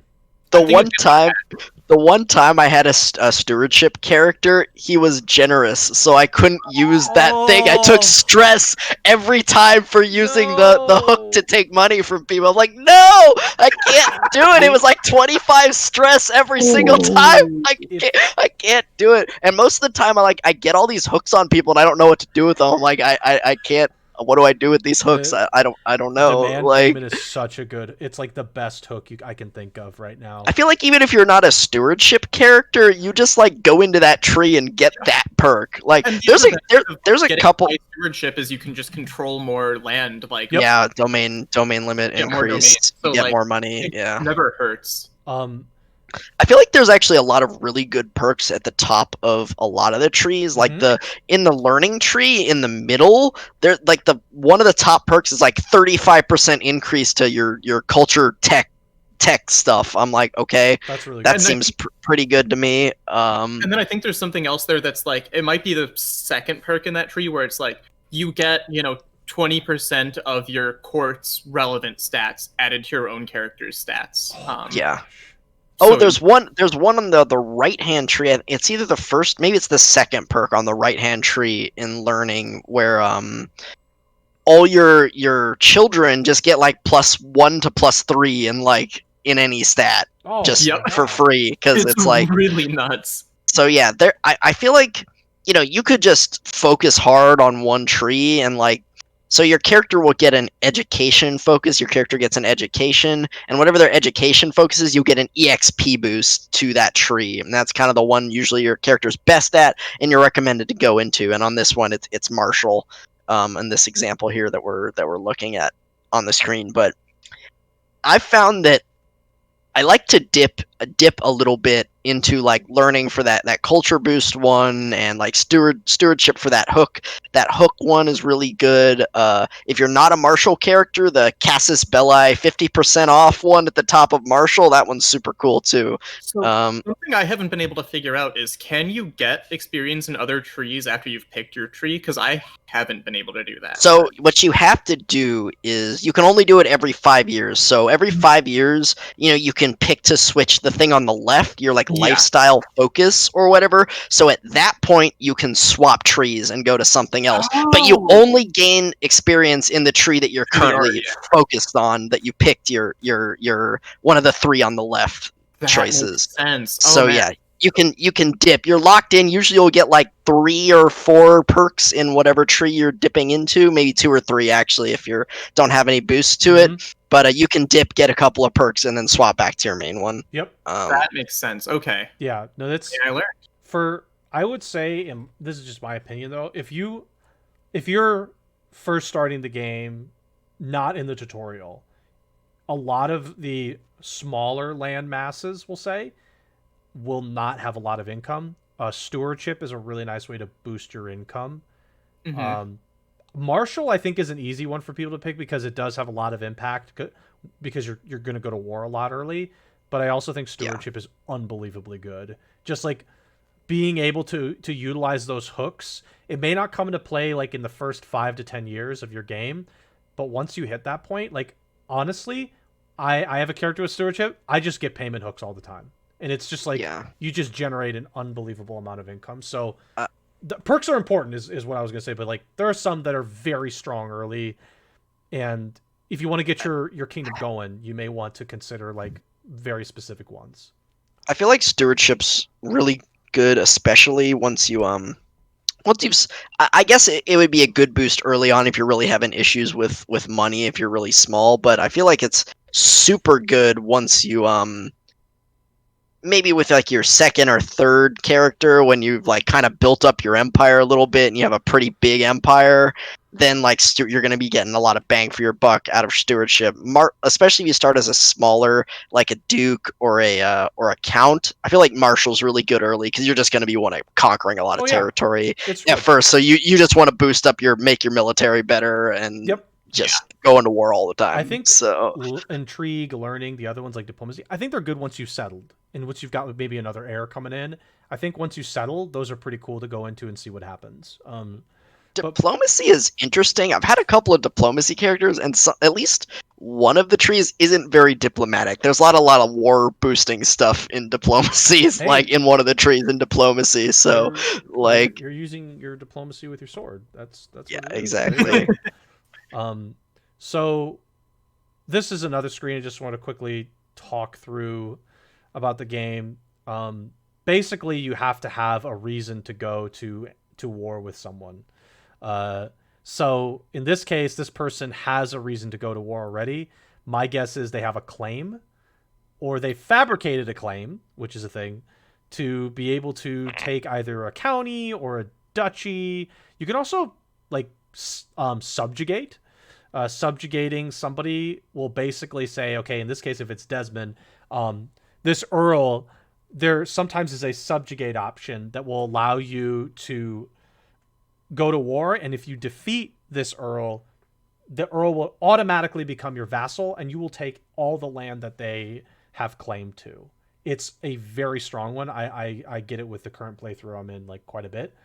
But the idea is, like, you go to war, you win the war, you claim the territory because you claim it, and then from there you can sort of do what you will. You could pass it on to somebody else and make them your vassal, the person that basically calls to you, and that can also be beneficial because in some cases you can't actually you have a domain limit, but also I've had people complain if you get like 3 duchies. So if you have claim on 3 duchies or more, I've had some where they're like, oh, people will get jealous of you, so you should not have more. You shouldn't have 3 duchies. So you also want to be able to delegate for that reason too. Like you don't want to make your own court upset with you because they'll want to murder you. And you don't want to give your vassals too much power because then they might just decide to declare independence from you. Yep.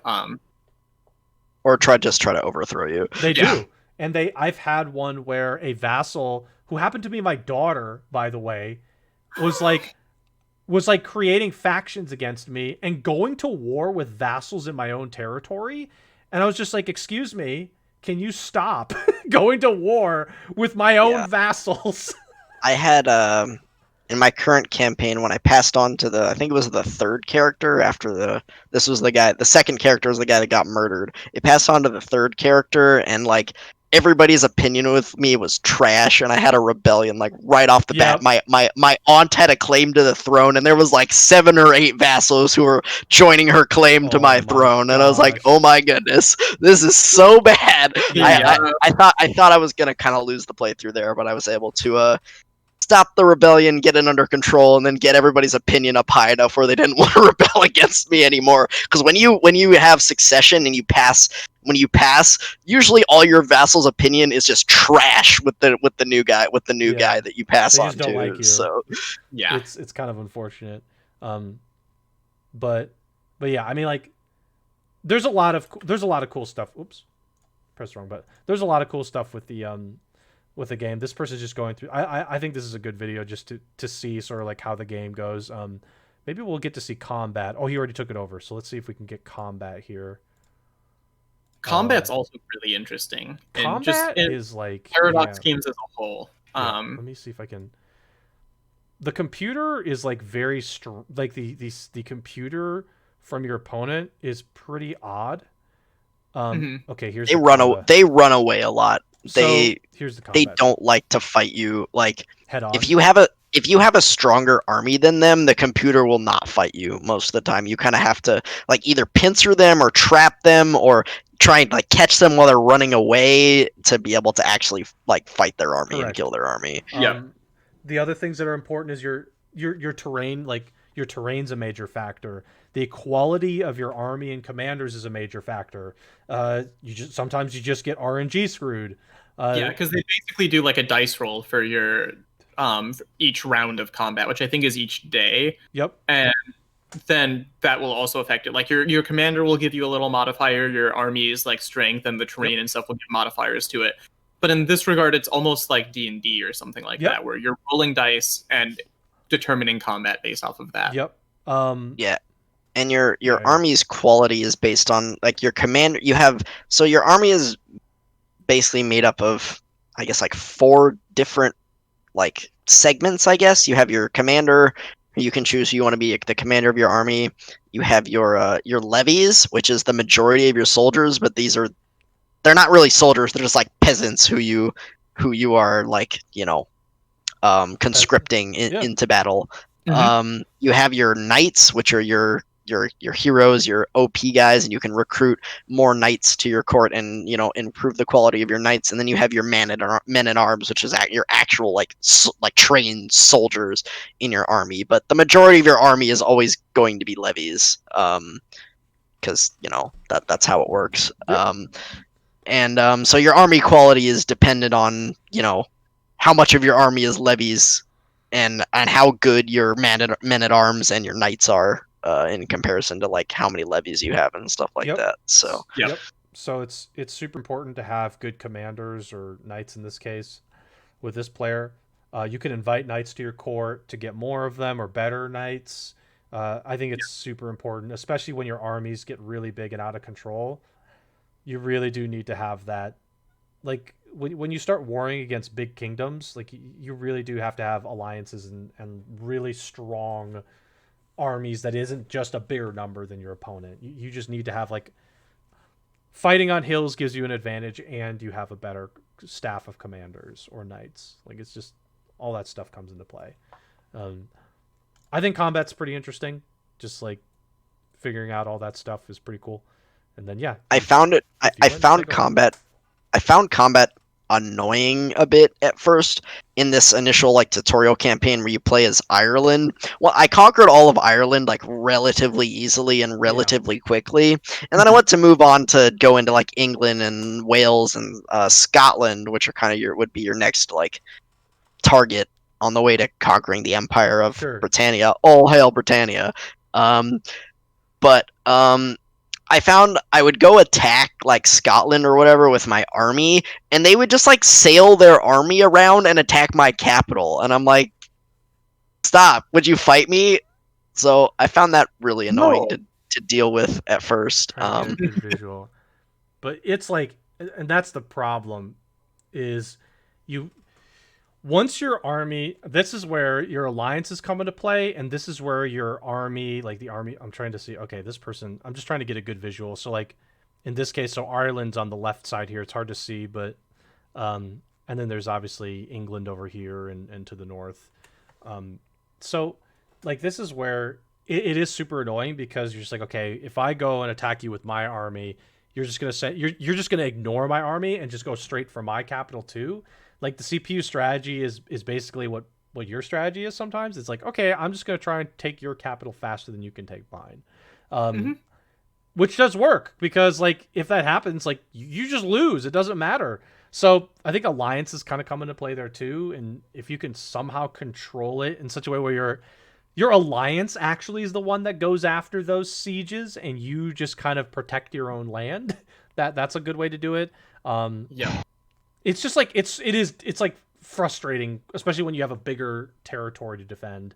They're just like, okay, I'm Yeah. just gonna go around you. It's like, oh, I I don't know. Like I agree with you on alliances, but I just find like the AI is just so papegas sometimes. I of course just they don't are. know.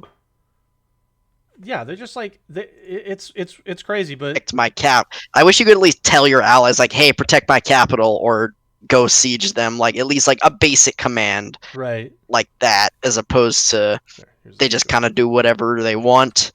Because, and even in the case when so when you have allies, they call you to war as well, and you don't have to help them, but you lose opinion with them if you Right. don't.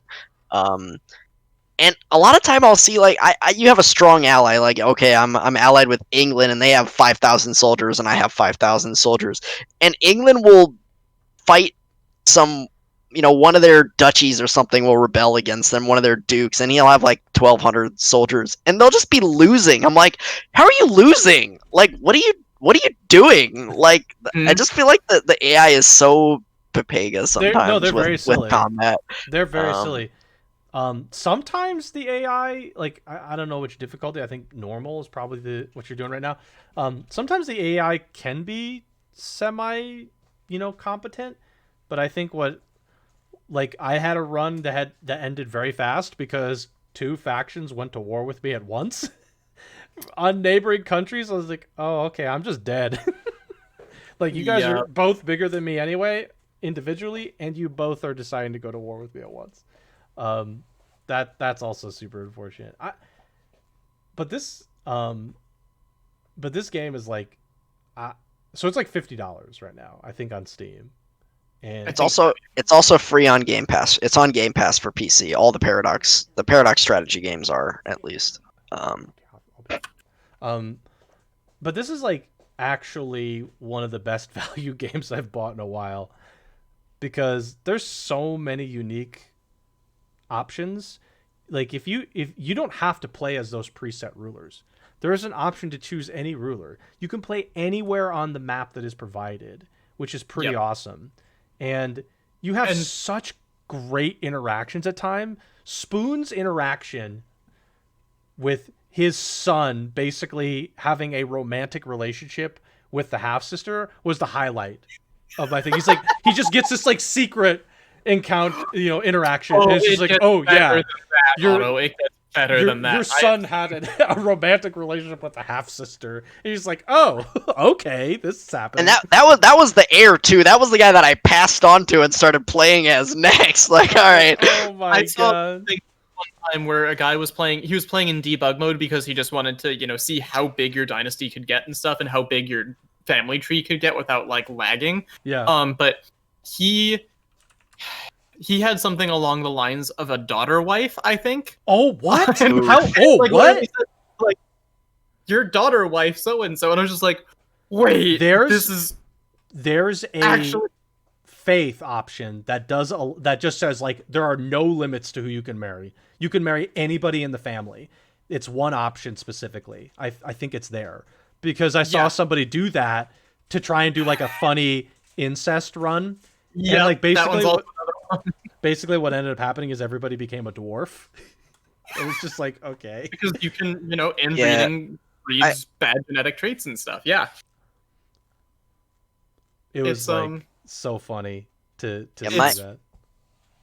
It's really funny, and just the family tree and all of that can happen is really wild, but really interesting. I think there's some crazy stuff. It's weird. I'm playing Sweden right now in the current campaign that I'm playing, and I'm pretty sure at one point I took like, I don't think it was like at least an aunt or something as a concubine. I was just like, what? Oh yeah, for some of the nations and some of the religions and stuff, you can just kind of take whatever you want. And it's really really funny. It's crazy. There are those that you can take like multiple spouses. You can take the concubines.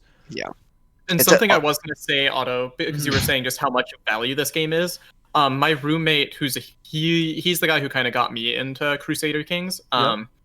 He suspects that the DLC, like the first DLC that they're going to do for this game, whenever they do a DLC, because Paradox always does DLC expansions that are really in depth.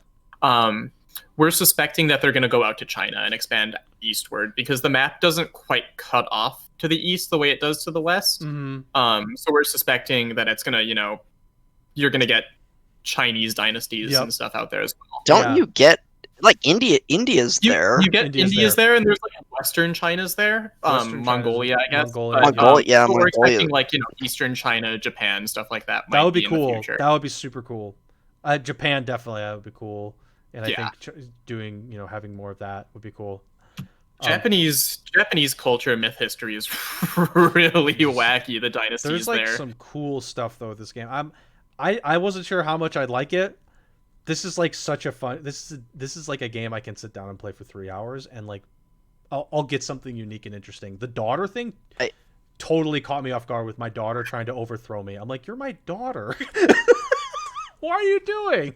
Why are you trying to overthrow me? People are ambitious, dude. They want that stuff for themselves. They got a claim. Crazy. They want to take it. My daughter went to war with my son. I was like, are you kidding? What are you doing?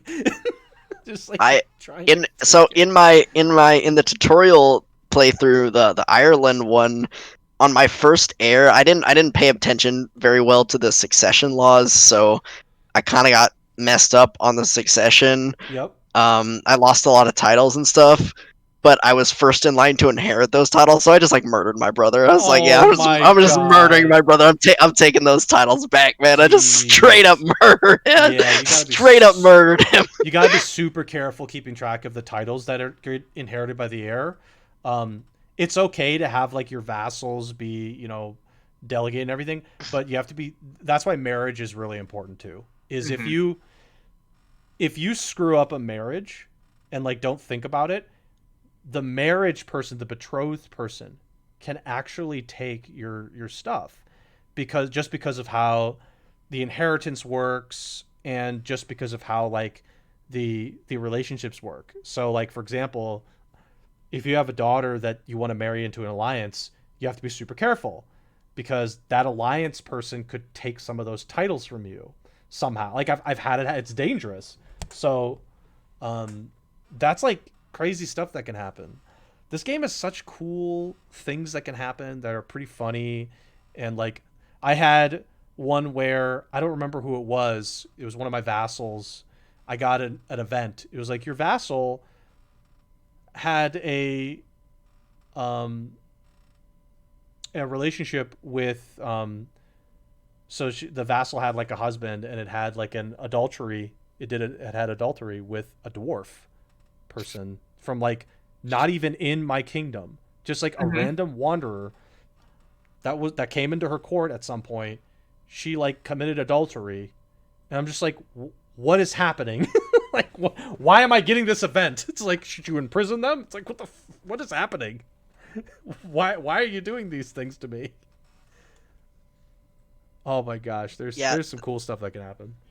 The game has a way of like when you think things are going really well, it'll just throw some terrible events at you. Like It's crazy. sometimes that's what happened with the story Otto told earlier with my son who had an affair with his sister, and I had an event before that where I did the hunt decision, and I got Yes. like attacked by a wolf, and I could either like fight it and possibly get wounded or die, or just like I had to spend some prestige or something and just like Mhm. run away and tell my wife to deal with it. Yeah, he used So the wife as a human shield. That was great. yeah, That was like the best thing. Those are so funny. It's like human shield. There's some cool stuff. There's a lot. there There's so much more to it too. yeah, Yeah. there's a lot of intricacy and depth to this game. It is very daunting. I've seen the Paradox strategy games in the past, Europa Universalis 4 and Stellaris. I was interested at points and kind of just backed off because like, this looks too complex. And same with Crusader Kings. I was like, this looks cool, but it just looks so complicated. The learning curve looks so steep, and it kind of is like at a base level, it's really not that hard to play and understand, but to be like really good at this game and understand all the systems and the way they interweave and being able to like, do marriages properly with alliances and maybe try and get your throne on the your dynasty on the throne of like other nations with like like hooks leading into matrilineal marriages and nonsense like that. Like there's so much depth to this game. It's insane. We could talk about it for hours, I'm sure. And for me and Otto, this is the first of these Paradox Grand Strategy games we played, so we're just scratching the This is surface at great. this point. This is Yeah, and great. I will say I think this is the most entry level friendly out of the bunch. The more I've played it, the more I think it's the easiest to learn. My biggest experience before this was Europa Universalis 4, and it was a steep learning curve, but it was an enjoyable steep learning curve. And that's a game to me that gets better with more and more DLC because there's lots of DLC on there, Right. and there's a lot of different options with the DLC because you can range everything from like, oh, we're gonna explore the new world to, I want to conquer all of India and Right. China. So there's subtle differences, and then of course the timeline wise, like this game starts in 867, I believe. In the That's earliest that's- iteration, it As starts the at earliest, 867. Yep. and ends in 1454, 1444, something in that ballpark. Okay. Europa Universalis picks up in 1444 and like ends in the early to mid 1800s, and then I think that's where it hands off to Hearts of Iron or something like that. Hearts of Iron's the other one, yeah. Yeah, and then there might be a fourth one that it hands off, that Hearts of Iron can hand off to, but you don't really. I don't think that one's popular, and I can't even remember what it's named. So that would. I haven't heard of that. I haven't heard of that one. That speaks to how popular it is, if it exists. I can't remember. Okay. But yeah, the timeline is the other big feature in the difference between the series of games. Yep. And then there's, I don't. And then there's Stellaris, which is the sci-fi one. Which yeah. I'm interested in playing at this point because I generally really like sci-fi stuff. Stellaris is really cool. I will say. and also that is on Game Pass, so I'll probably play it there. But I yeah, I bought this game when at some point last week. Was it Monday? Maybe it It was was Monday. because I think I bought it at the same time as you, basically. And I've played like 25, 30 hours already. Like in the past week, I played it a lot. Yeah. Like Friday after I finished school stuff for the day, I pretty much just sat down and played it all day, and I kind of played it all day Saturday as well. It's After I got up, so it's very addictive. It very much has that one more turn type thing that Civ has, where you just like, oh no, I'll wait till like I finish this war, or until, oh, this character's right. gonna die soon, I'll just wait until they die, and then I'll quit. It just very much has that rolling one more turn thing where you keep getting sucked back into the game. And just to mention real quick, it's not turn based like Civ. You can pause the game at any time, but days kind of tick by it on the normal speed. I think it's like 2 or 3 days per second, I want to say. Yeah. um but you can slow it down. There's 5 speeds. Normal speed is 3. You can take it up to 4 or 5, which would be faster, or slow it down even further if you want to be more meticulous. And I like this current campaign, this Sweden one. I started the earlier start date, the 867. I want to say it's like 920, so it's been like 50, 60 years. I played like probably 6 to 8 hours on that campaign at least by now. Like I don't know how you get to 1450 or whenever the game ends. Like, it would be like a 100-hour campaign to actually finish it. It's long.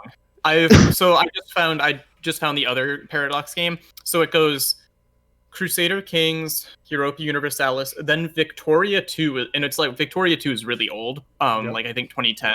But it starts in 1836 and goes until like 1936 or so, and then that's where Hearts of Iron picks up, is like World War II kind of era, World War One, World War Two.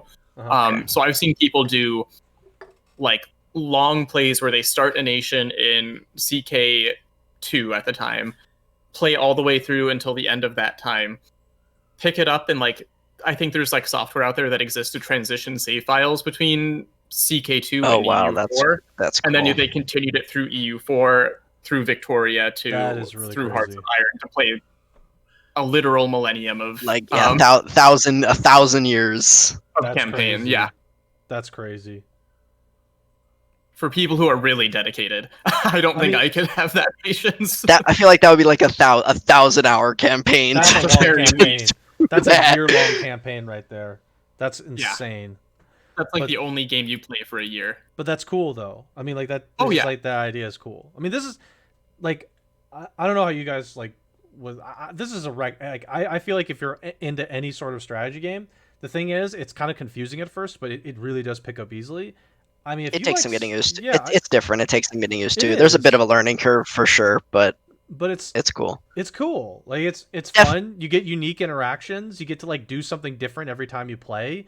There's so much like so many options. I would recommend anybody who's interested in strategy play this. This is just like Yeah. a fantastic experience. I agree, but I definitely do recommend like watching YouTube videos Oh, and yes. such to supplement playing this, because the tutorial is very baseline. It kind of tells you the basic things you can do and how the game works, but it doesn't go into much depth at all. Sure. The tutorial is not really sufficient to teach you how to play this game competently at all. It teaches you how to play the game, but that is about it. Like, Yeah. Okay, I have one last thing before we have to end here. I don't have the map on the screen, but what is your ideal start point on the map? So we'll say like, obviously Ireland, England can be one, or Scotland. dude, okay, this isn't my ideal start point, but you know Okay. what I want to try? I Yeah. want to try Iceland, because Yo. Iceland is on the map. It's all It the is. way in the freaking top left corner, of course. Do But it. start as Iceland and just like try and conquer as much of the world as you can. That sounds That's super a That's a fun. dream. Oh, that's a Like- good one. Oh, I want to try that now. So, okay, Abandon, what's your ideal or like fun starting point? So the ones that I've tried so far have been kind of Sweden, Yep. like southern tip of Sweden near Copenhagen, or not Copenhagen, Stockholm. Naples in Italy. Yep. Okay. Portugal, like Porto Yep, area. yep. And then Montague in France, like Western France, Okay. just south of Brittany. Portugal So sounds far, interesting. Portugal's really tough if you're not starting as the leader of that dynasty or of Yeah. of that like broader kingdom. I think the Asturias kingdom or something like that. Yeah. Playing as a little count is a little bit more stressful because you're right on the border of the, kind of, I guess, Catholic Muslim divide. Yep. And so there's a lot of religious tension on top of all of the military tension Oh yeah, going holy on. wars, right? You'll just get like Holy wars are Holy all wars. over the place. Yeah, you'll get tons of holy wars. Yeah. If you start in Britannia, Ireland, which the tutorial starts you in Ireland, like you will never do a holy war because everyone around there is Catholic, and even if you go into the mainland like France, they're all Catholic too, Yep. so you're not going to get any holy wars going on. Oh yeah, you're not getting that. Yep. Go ahead. The one that I was having a lot of fun with was Montague, France, because I was playing as a Jarl, so he was a not Duke. Catholic. He was a Duke, but he wasn't Catholic. He was the Norse Asatru, I think, or whatever the religion is. The Norse religion. Yeah. And I immediately started off because I started off with the game gave me I think 3,000 men at arms at the start from like just inheritance as the king. Wow. And I immediately went and stormed Brittany and Lyon and just took off this like entire corner of France. And I'm planning on expanding eastward and I actually want to kind of go north into England as well. But it's a really good situation to start off in. The Norse, the Norse of the Scandinavian religion, it like you don't have to fabricate claims ever. You're just allowed to go to war with anyone who's you have a claim on anyone who's neighboring you just because of your religion. It's like, yeah, you could just go to war with literally anyone who's next to you if you want. Like, you don't have to fabricate claims ever. So it's just like, alright, I guess I'm just gonna go to war and take over Sweden and all of Scandinavia. My Sweden campaign, I have Sweden. I took over Norway. I'm pretty close to taking Denmark at this point. So, yeah. So for me, low key, Africa. Now hold on, Africa is a clown fiesta, and I love it. Basically, almost everybody is at the county level. So there's like hardly any duchies. There's like maybe 2 to 3 kingdoms. Everybody's just raiding each other. It's just like raids all over the place. But if you supplant yourself early, you basically have claim to this massive, like, you see Ireland on the screen. Like, I think this is a great spot for new players, but like, if you want to have some fun, Africa is super fun. You can get like a landmass the size of Ireland with England, and it's just like easy because everybody's a county to start. Like, everybody's just going crazy on each other, and it's just like the most fun experience to just be like, okay. And it's the same thing with like what Spoon was saying with the Norse. At the beginning of the game, you have option of like at least 10 wars that you can go to. You're just like ready to go. If you want to be a martial lifestyle ruler, Africa is where to be. You just immediately just go to war with everybody, and you're just going to create this like powerful kingdom within about 10 to 15 years.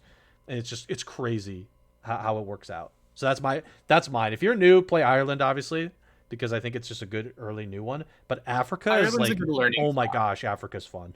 You just like Ireland, like conquering Ireland is very easy in that thing. It gets a little more difficult when you're going into Scotland and England, and no one declared war on me until like eventually I had taken over some of Wales, and then England finally decided to declare war on me, but only after England had allied themselves with Scotland, and they overpowered me because it was like 2 kingdoms versus 1.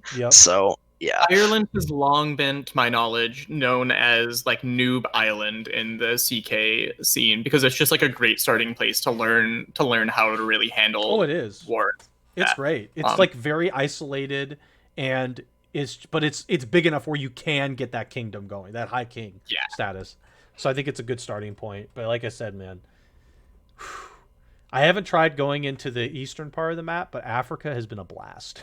I might have to try Africa. It's and like so crazy. Yeah, really interesting to me. India or like the Mongols or something. I haven't tried. I did the Ireland one, and now I'm just kind of working on the Sweden one. I haven't done the select your ruler thing. Sweden, I picked the 867. You know, the one of the recommended. I haven't Mhm. dipped into the pick your own ruler thing Right. yet because I feel like there's still so many good options with the preset ones. I kind of want to try Tuscany, I think, next. Tuscany. That one. Okay. Yeah, that's in like the northern part of Italy. Okay. Yeah, Yeah. Yeah. Tuscany's interesting. There's a couple of there's in one of the start gates. There's Tuscany, and there's one other like Italy duchy that you can start I as. I'm think so. forgetting the Yeah. name of it. Apulia, I think it's called. Apulia. Yeah. Okay. That's how. Yeah. Is the other one. Oh, Puglia Uh, frustrates me because of yeah. my Naples campaign, but that's Yeah. a separate issue.